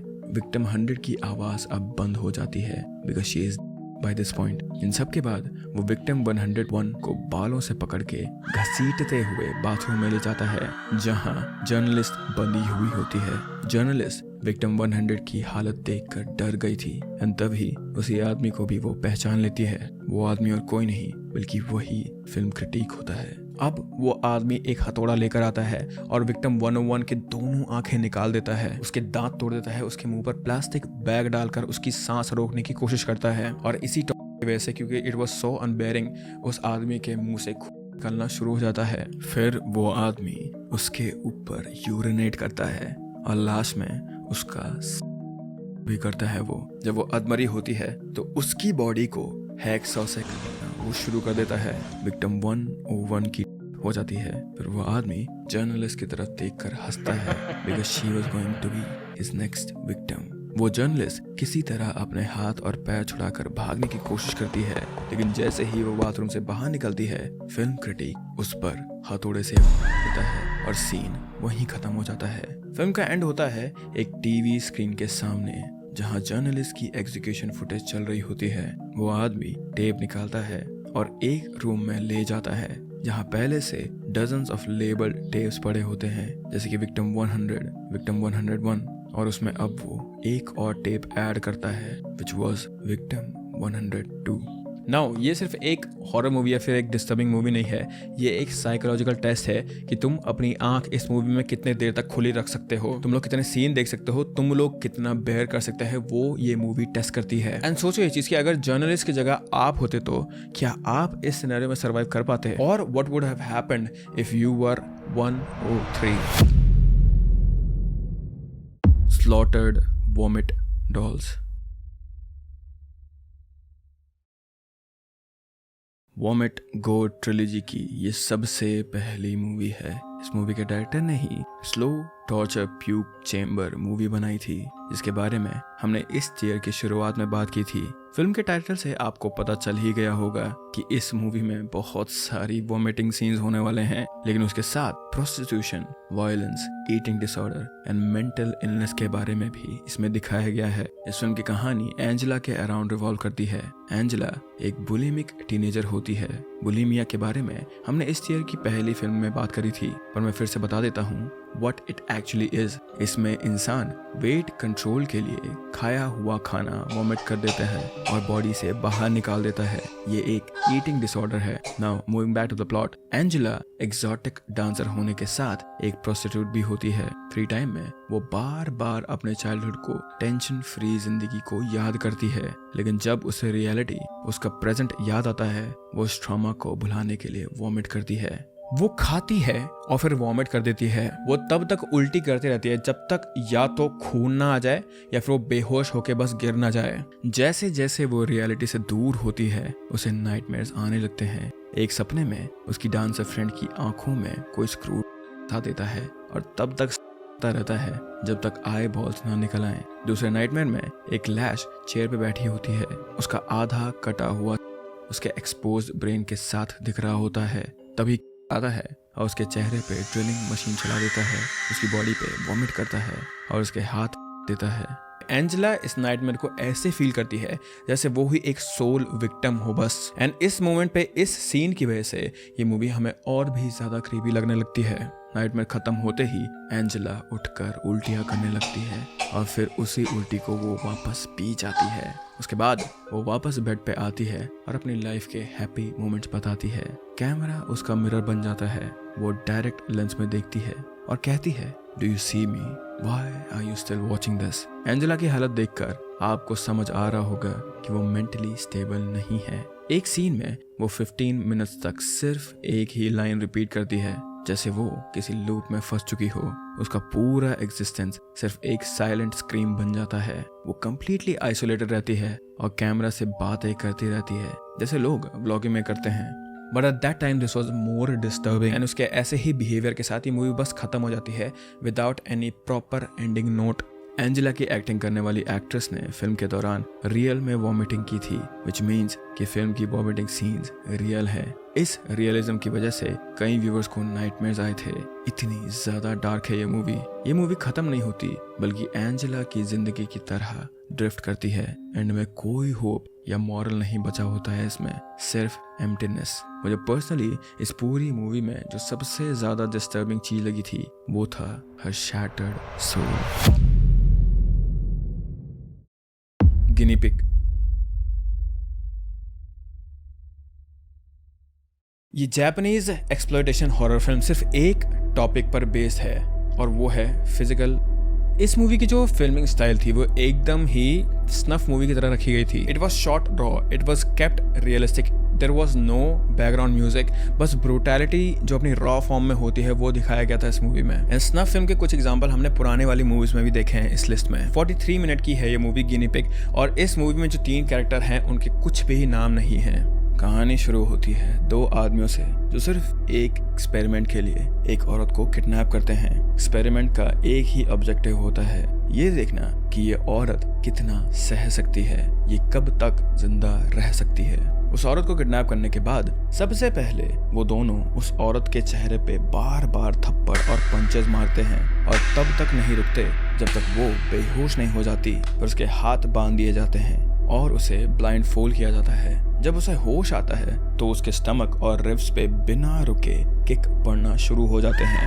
वो औरत दर्द की वजह से चीखने लगती है, लेकिन वो दोनों तब तक नहीं रुकते जब तक उसकी बॉडी पे लाल नीले निशान नहीं हो जाते। उसके बाद एक आदमी उसका हाथ पकड़ के उसे प्लायर्स से खींचने लगता है। जब वो अपने दूसरे हाथ से रेजिस्ट करने की कोशिश करती है तब दूसरा आदमी उसके नाखून में मल्टीपल नीडल्स घुसा देता है। उसका रोना और चीखना सुनकर वो दोनों हंसते रहते हैं। नीडल्स इतनी गहरी घुसाई जाती है कि एक पॉइंट पे नाखून पूरी तरह उंगली से अलग हो जाता है। उसका शरीर लथपथ हो गया था। और वो सीन वहीं खत्म हो जाता है। नेक्स्ट सीन में वो औरत एक चेयर पे बंधी होती है। वो देखती है कमरे में पूरा अंधेरा छाया हुआ है और सिर्फ उसके ऊपर एक डिम येलो लाइट बल्ब जला हुआ है। तब वो दोनों आकर उस चेयर को 100 बार स्पिन करते हैं और स्पिनिंग के बाद उसके कानों पे हेडफोन्स लगाते हैं जिसमें सिर्फ वाइट नॉइज यानी स्टैटिक साउंड कंटिन्यूअसली बजते रहता है।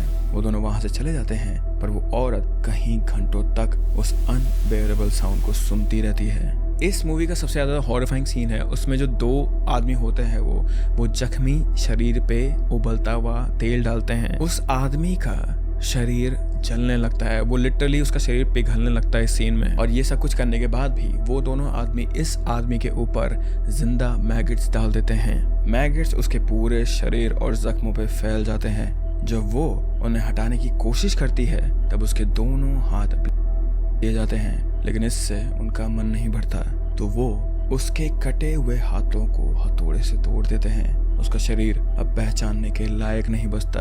लास्ट मोमेंट पे जब वो औरत अपनी आखिरी सांसें लेती है तब उसमें से एक आदमी लंबी नीडल्स उठाता है और उसे उस औरत के फोरहेड के थ्रू उसकी आंखों देता है। इस फाइनल ब्लो के बाद वो औरत अपनी आखिरी सांसें लेती है। फिल्म एंड होती है एक फ्रेम के साथ। उसकी एक जाले में बंधी होती है जैसे किसी लैब गिनी पिग की हो और शायद इसीलिए इस मूवी का नाम द गिनी पिग भी रखा गया था।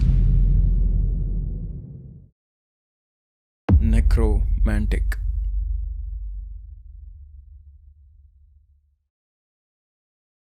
नाउ ये मूवी में हर एक वो चीज है जो सेंसरशिप हमेशा बैन कर देती है। ये एक German erotic exploitation horror film है जिसका बस एक ही थीम है विच इज ऑब्सेशन।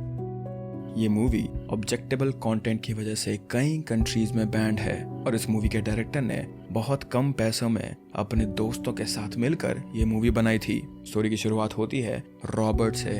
रॉबर्ट एक क्राइम सीन क्लीनिंग कंपनी में काम करता है बट उसके लिए ये सिर्फ एक जॉब नहीं है बल्कि उसके नेक्रोफिलिया फेटिशिस को पूरा करने का ये उसका एक जरिया था। नेक्रोफिलिया मतलब किसी के साथ किया हुआ या अट्रैक्शन। हर सीन पे क्लीन करते हुए किसी न किसी बॉडी पार्ट को छुपाकर एज अ सुवेनियर घर लाता था वो।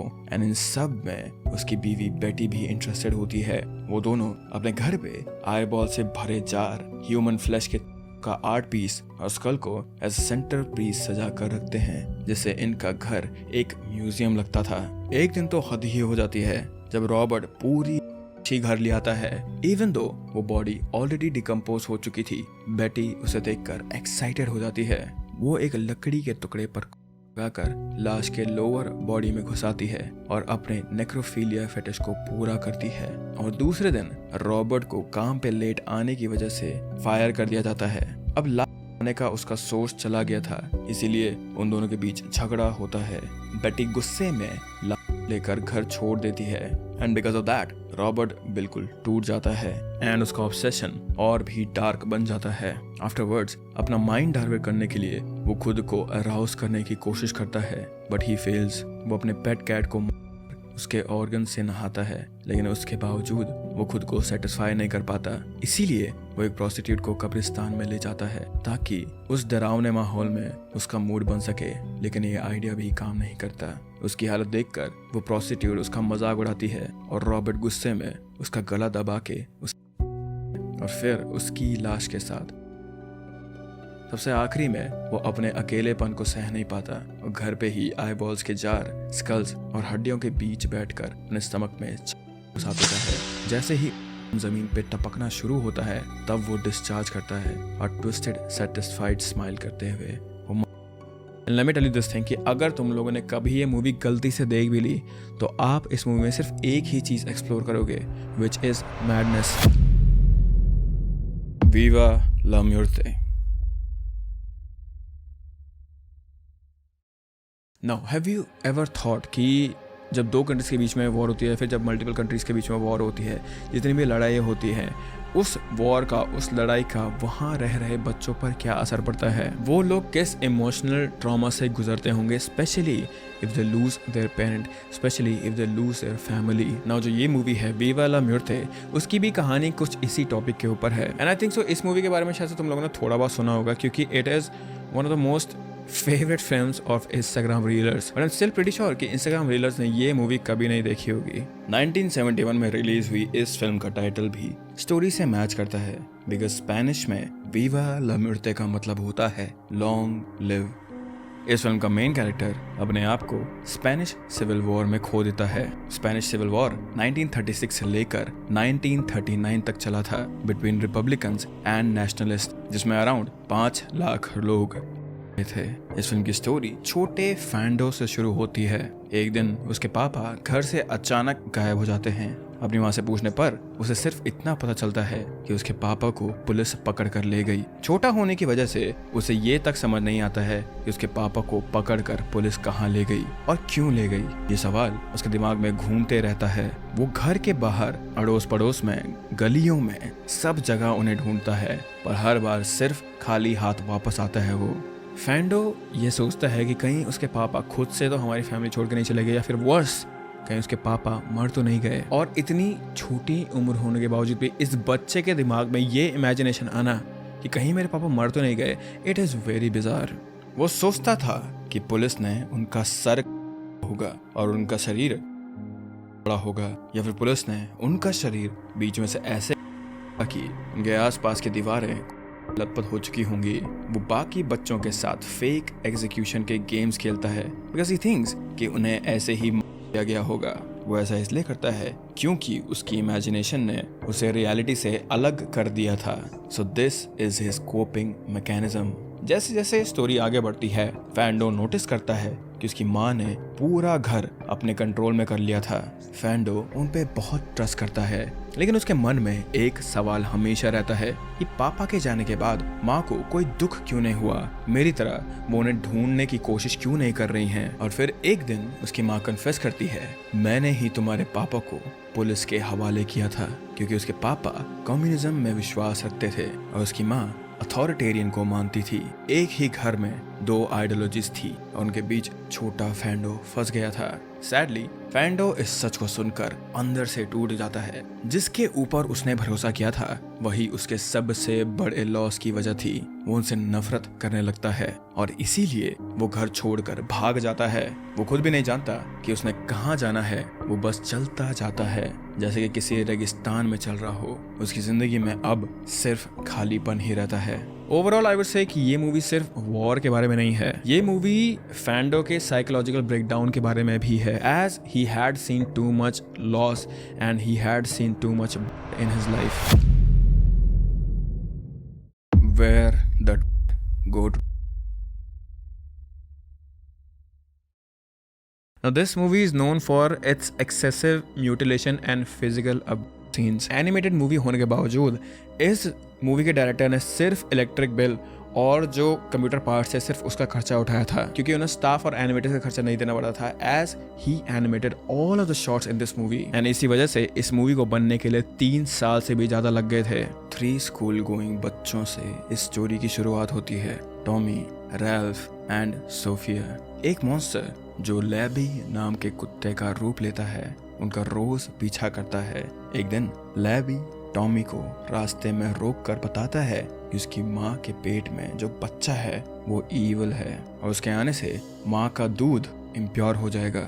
वो दोनों उसके घर जाते हैं। घर पहुंचकर लैबी टॉमी से कहता है कि वो अपने अनबॉर्न सिबलिंग को दे। जब टॉमी मना करता है तो लैबी अपना असली रूप दिखाता है और उस बच्चे को माँ के पेट से बाहर निकाल कर देता है। जब टॉमी के पापा उसे रोकने की कोशिश करते हैं तो लैबी उनके जेनिटल्स काट देता है। उसके बाद उन दोनों को तब तक पीटता है वो जब तक उनके शरीर के टुकड़े नहीं हो जाते। ये सब देखकर टॉमी रोने लगता है और वो लैबी से अपने पेरेंट्स को वापस जिंदा करने की उम्मीद या फिर भीख मांगने लगता है और लैबी मान भी जाता है, लेकिन सिर्फ एक कंडीशन पर, और वो ये थी कि टॉमी को अपनी वर्जिनिटी उसे देनी पड़ेगी। और टॉमी बीइंग इनोसेंट वो इस चीज के लिए मान भी जाता है और उसके पेरेंट्स के बगल में ही लैबी उसका करता है और फिर वो वहां से चले जाता है। आफ्टर दैट फिल्म की दूसरी कहानी शुरू होती है। एक आदमी जिसके पास सुपर नेचुरल पावर्स हैं के जरिए उनकी मेमोरीज देखने की। ये तब दिखाई देता है जब वो एक प्रोस्टिट्यूट को उसकी आंख निकालकर और गले पे टूटी हुई ग्लास बोतल मारकर उसका करता है। उसके बाद वो उसकी मेमोरीज देखने की कोशिश करता है, लेकिन वो दर्द और ट्रॉमा इतना ज्यादा होता है कि वो आदमी कर लेता है। उसके फ्लैशबैक में वायर से बंधे हुए हाथ जमीन पे गिरता और प्रोस्टिट्यूशन के नाम पे होता ब्रूटल क्लियरली दिखाई देता है। तो इसकी कहानी रैल्फ और सोफिया की है। रैल्फ सोफिया को पसंद करता है। जब वो उसके घर अपनी फीलिंग्स बताने गया तो सोफिया के पापा उसे एक वीडियो टेप देते हैं। इनिशियली रैल्फ को समझ नहीं आता, पर टेप चलते ही वो शॉक हो जाता है। टेप में सोफिया का होता है और वो टेप उसके खुद के पापा ने बनाई थी। आई एम श्योर ये बात रैल्फ की तरह आपके लिए भी बहुत शॉकिंग है, पर सोफिया की पापा की हैवानियत सिर्फ टेप तक सीमित नहीं थी। वो रैल्फ से कहते हैं कि वो भी अब सोफिया का है। जब रैल्फ मना करता है तो वो उसे डरा धमका कर वही करवाते हैं। सोफिया का होता है उसके खुद के बेस्ट फ्रेंड के हाथों, while her own father films it. Afterwards, जब रैल्फ अपने घर जाता है तो उसके पापा सोफिया का नया टेप देखकर प्राउड फील करते हैं। फिर वो कन्फेस करते हैं कि उन्होंने भी एक बार सोफिया का किया था। ये सुनकर रैल्फ गुस्से में बेसबॉल बैट से उनका सर फोड़ देता है। जब उसकी माँ आवाज सुनकर बाहर आती है तो वो एक ड्रॉर से डालकर उन्हें भी देती है। फिल्म के एंड में सभी कैरेक्टर्स एक कुएं के पास साइलेंटली बैठकर अपना ट्रॉमा और अपने जो ग्रीव्स हैं उनको बस झेल रहे होते हैं और उनकी आंखों में उनका अनरिजॉल्व पेन और अनरिजॉल्व सफरिंग दिखाई देती है क्लियरली। Juvenile crime. ये फिल्म देखने के बाद शायद आप अपनी स्क्रीन से नजर ना मिला पाओ। ये फिल्म एक रियल लाइफ केस पर बेस्ड है, जिसमें एक 17 साल की जापानीज लड़की को किडनैप करके 44 डेज तक फिजिकली और साइकोलॉजिकली टॉर्चर किया था, so brutally that she eventually died from the injuries. Yes, I am talking about Junko Furuta case because this is based on a real thing. So I think ये इस year की truly सबसे ज्यादा disturbing movie है। 17 साल की Junko से इस मूवी की शुरुआत होती है। एक innocent, hard working and always smiling लड़की। हाई स्कूल में होने के बावजूद वो पार्ट टाइम जॉब करती थी और अपने सपनों के लिए पैसे सेव करती थी। उसके कई सारे सपने होते हैं, जैसे कि सिंगर बनना, अपने क्लासमेट के साथ ट्रिप पे जाना, लेकिन उसकी लाइफ एक पल में ही बर्बाद हो जाती है जब 4 लड़के उसे किडनैप कर लेते हैं। ये चारों ऑलरेडी स्कूल से सस्पेंड हो चुके थे और काफी क्राइम्स में इन्वॉल्व रहते थे। ये उन्होंने पहले भी कई लड़कियों का होता है और उनकी नजर जुंको पर उस दिन से थी जब वो उनके एरिया में पार्ट टाइम जॉब करने आई थी। किडनैपिंग के बाद वो लोग उसे एक घर में ले जाते हैं और उसे धमकी देते हैं कि अगर उसने यहाँ से भागने की कोशिश करी तो वो लोग उसके परिवार वालों को। और इस सीन के बाद स्टार्ट होता है वो हॉरर जो कभी किसी ने इमेजिन भी नहीं करा था। जुंको के पूरे शरीर को वो लाइटर से उस पर हॉट वैक्स डालते हैं, उसके पार्ट्स में मेटल रॉड इंसर्ट करते हैं और उसे फोर्सफुली दारू पिलाते हैं। उन 44 डेज में सिर्फ कभी कभार दूध दिया जाता है जिससे वो और मैलनरिश्ड हो जाती है। वो बार बार उन लड़कों से कहती है, if I can't live in peace let me at least with dignity, लेकिन उन लड़कों पर उसका कोई असर नहीं होता। उल्टा वो उसे और भी पेनफुल और ह्यूमिलिएटिंग तरीके से हैं। उसकी बोन्स ब्रेक हो जाती हैं, शरीर के जख्म सेप्टिक हो जाते हैं, जिस वजह से वो अपनी जगह से उठ भी नहीं पाती। इसी पेन की वजह से एक दिन जब वो अपने ही यूरिन के पास जख्मी हालत में पड़ी हुई होती है तो उन चारों को उस पर इतना गुस्सा आता है कि वो आयरन एक्सरसाइज बॉल से रेपिटेटिवली उसके एब्डोमिन पे मारते हैं। ये सब देखकर तो शैतान भी डर जाता है, लेकिन वो चारों शैतान से भी बदतर थे। एक दिन जब उन चारों में से एक लड़का जुए में हारता है तो वो अपना पूरा गुस्सा जुंको पर निकालता है। वो उसके चेहरे पर तब तक पंच करता है जब तक वो पूरा सूज कर लाल नहीं हो जाती।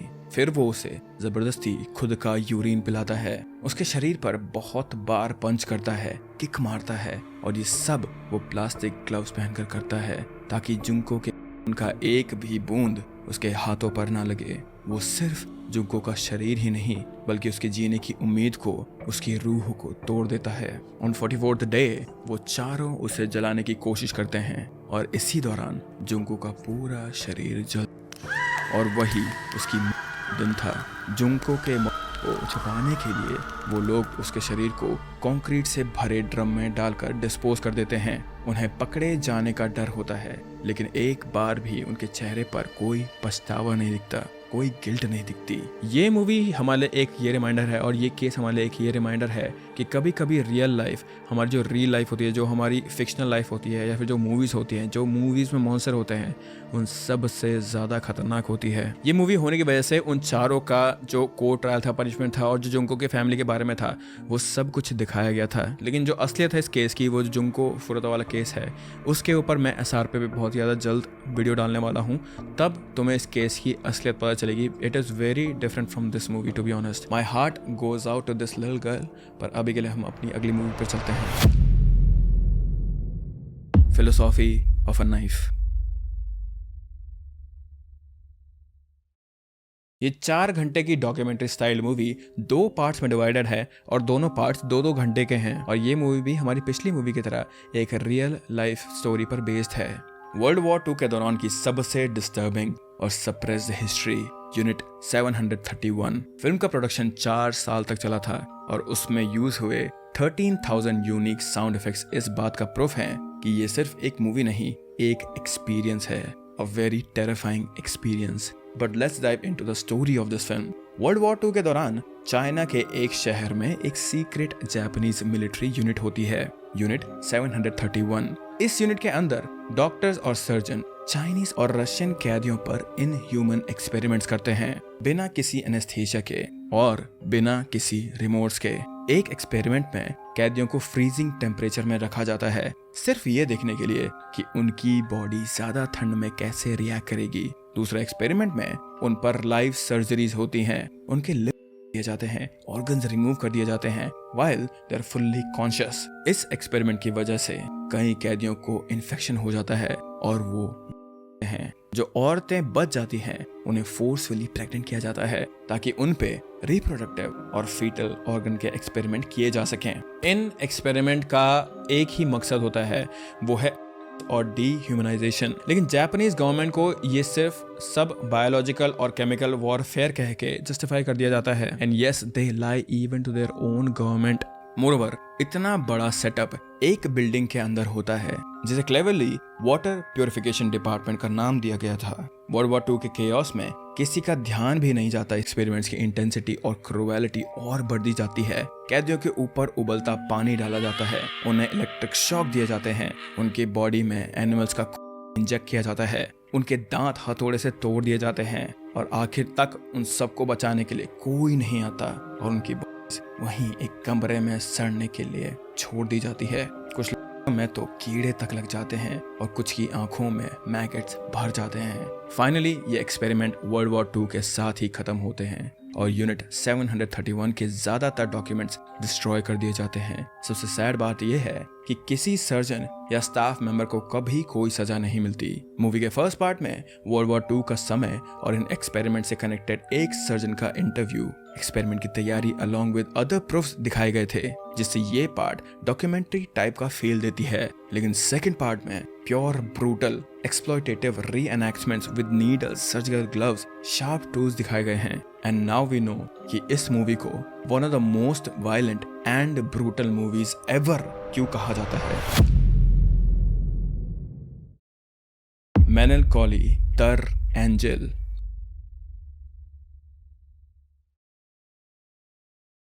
इस टाइटल का मतलब है द एंजल्स मेलनकोलिया। ये नाम जितना ज़्यादा पोएटिक है उतना ही ज़्यादा डिस्टर्बिंग है इस मूवी का कंटेंट। इस फिल्म की कहानी में रियूनियन के दौरान एक ग्रुप वायलेंस, एनिमल क्रूएलिटी सारी चीज़ें करता है, और डिस्टर्बिंग प्लॉट की वजह से ये मूवी कहीं सारी कंट्रीज में बैंड भी है। Just like most of the movies from this part on, this movie has very interesting facts. First of all, इस मूवी की शूटिंग सिर्फ 3 हफ्तों में हुई थी एंड पूरे कास्ट एंड क्रू के लिए ये एक्सपीरियंस ट्रॉमेटाइजिंग था। कभी किसी एक्टर को स्क्रिप्ट नहीं मिलती थी तो कभी किसी को फिल्मिंग के दौरान चोट लग जाती थी।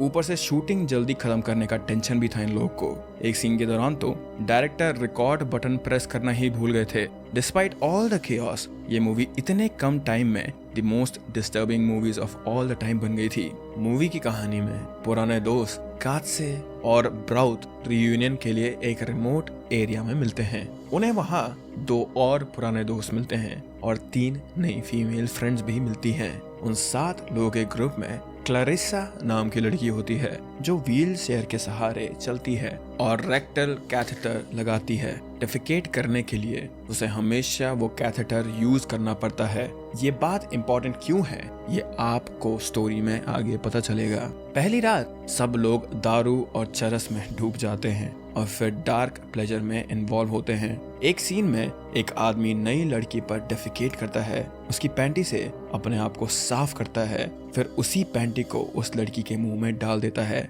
एंड आफ्टर दैट वो उसके ऊपर यूरिनेट भी करता है। It's all consensual which makes it even more haunting. लेकिन कुछ देर बाद कात्से चाकू से एक और लड़की का करता है।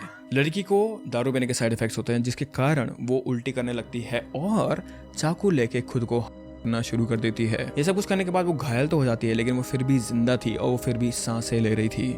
नेक्स्ट डे ब्रूथ उसी इंजर्ड लड़की का करता है जो कि उसके मौत का कारण बन जाती है। क्लैरिसा जब ब्रॉथ को समझाने की कोशिश करती है तब ब्रॉथ का गुस्सा अनकंट्रोलेबल हो जाता है। वो उसे बेसमेंट में ले जाता है, उसका कैथेटर निकाल कर उसका है और वहीं उसे रोता हुआ छोड़कर वहां से चला जाता है। क्लैरिसा इस ट्रॉमा से उभर नहीं पाती और वो कर लेती है। ब्रॉथ के बिहेवियर को देखकर बाकी लोग भी अपने मॉरल्स भूल जाते हैं। एक लड़की को वो ब्रूटली हैं, उसका यूट्रस काट के निकालते हैं और आयरन रॉड से उसका सर फोड़ते हैं। उसके बाजू में बाकी बचे 4 लोग एक दूसरे के साथ होते हैं और फायर प्लेस में यूरिनेट करते हैं। इतना सब कुछ देखने के बाद लगता है कि जैसे ये लोग इंसान नहीं हो, कोई एलियंस हो। इन दी एंड सब कुछ साइलेंट हो जाता है। नशे के कारण ग्रुप के 3 लोग आते हैं। जो लड़की बची होती है वो इमोशनली हो जाती है। एक जिंदा उनके ही वो बस रह जाती है। इस मूवी के रिलीज के बाद डायरेक्टर को जान से धमकी मिली थी। कास्ट एंड क्रू के लिए भी ये मूवी उतनी ही डिस्टर्बिंग थी, इसलिए ब्रॉथ का रोल करने वाले एक्टर ने कभी खुद ये मूवी देखी ही नहीं। जब मैंने ये मूवी देखी थी तो मुझे ऐसा लगा था जैसे कि इन कैरेक्टर्स का हो रहा है, बल्कि डिसेंसी और ह्यूमैनिटी को इस मूवी में आ रहा है। I will not recommend you to watch this movie because every scene of this movie made my skin crawl. Regurgitated Sacrifice।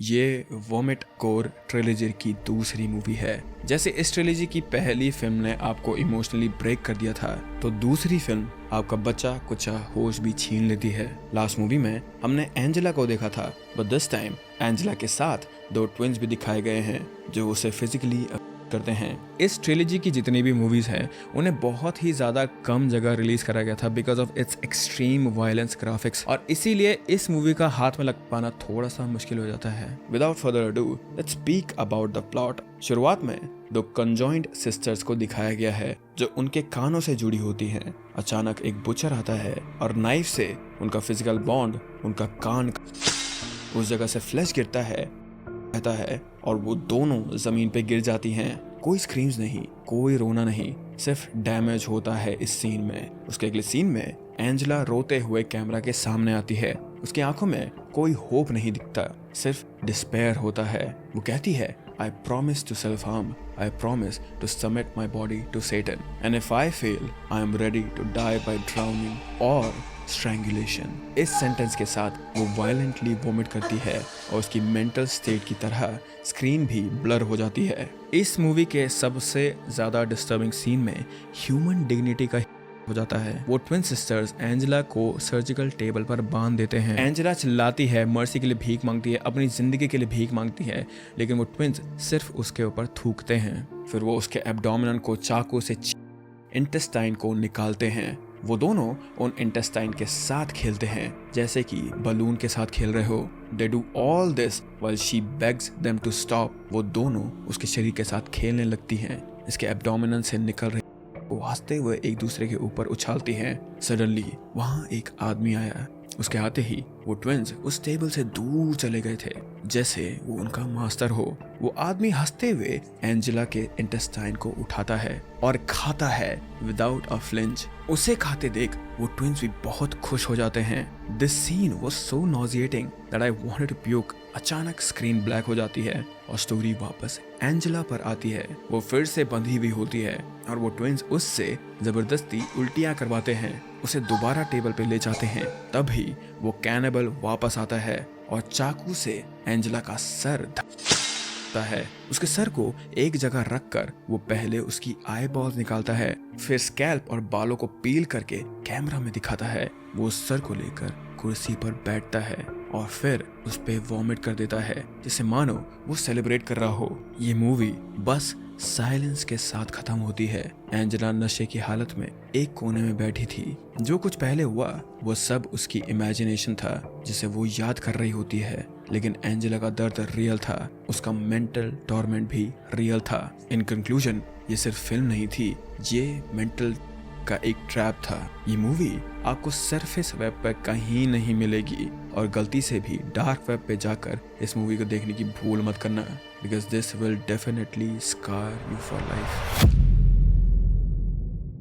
And with that guys हमारा टियर 4 भी अब खत्म हो चुका है और इस सीरीज की जो हमारी सेकंड पार्ट की जो वीडियो है वो भी अब खत्म हो चुकी है। Just to remind you all, इस वाली वीडियो में हमने इन दोनों टियर्स की बात करी थी और इन टियर्स में जितनी भी मूवीज थी उनके बारे में बात करी थी। एंड ये मूवीज हमारे पार्ट 1 की तरह इतनी ज्यादा इजीली एक्सेसिबल नहीं है to be honest. So maybe this will be the only source for you guys to see कि इस मूवी के बारे में क्या बातें हो रही है या फिर ये मूवी एग्जिस्ट भी करती है या नहीं। And do let me no कि सच में तुम लोगों ने इनमें से कितनी मूवीज का नाम सुना था या फिर कितने नंबर्स का नाम सुना था तुम लोगों ने। बट अगेन गाइस, अगर तुम लोगों को हमारी ये वाली सीरीज को सपोर्ट करना है then please join our membership, जिसमें तुम्हें सारे के सारे अनसेंसर्ड वर्जन मिलेंगे इन सभी वीडियो के, इन सभी पार्ट के। It will help us allot क्योंकि हमारे चैनल की मेंबरशिप बहुत ही ज्यादा चीप है टू बी ऑनेस्ट। बट अगर तुम लोग वो नहीं कर सकते हो तो just like, comment, subscribe and share कर देना ये वाली वीडियोस ताकि यूट्यूब पे इसकी रीच बढ़ सके एंड हम लोग और भी ऐसी ज्यादा वीडियोस बना सकें। But with that I hope that you guys are happy and healthy. और अब मैं मिलता हूँ तुम लोगों से थर्ड पार्ट में इस सीरीज के, which will be tier 5 and tier 6। So hopefully I will see you soon. Bye bye.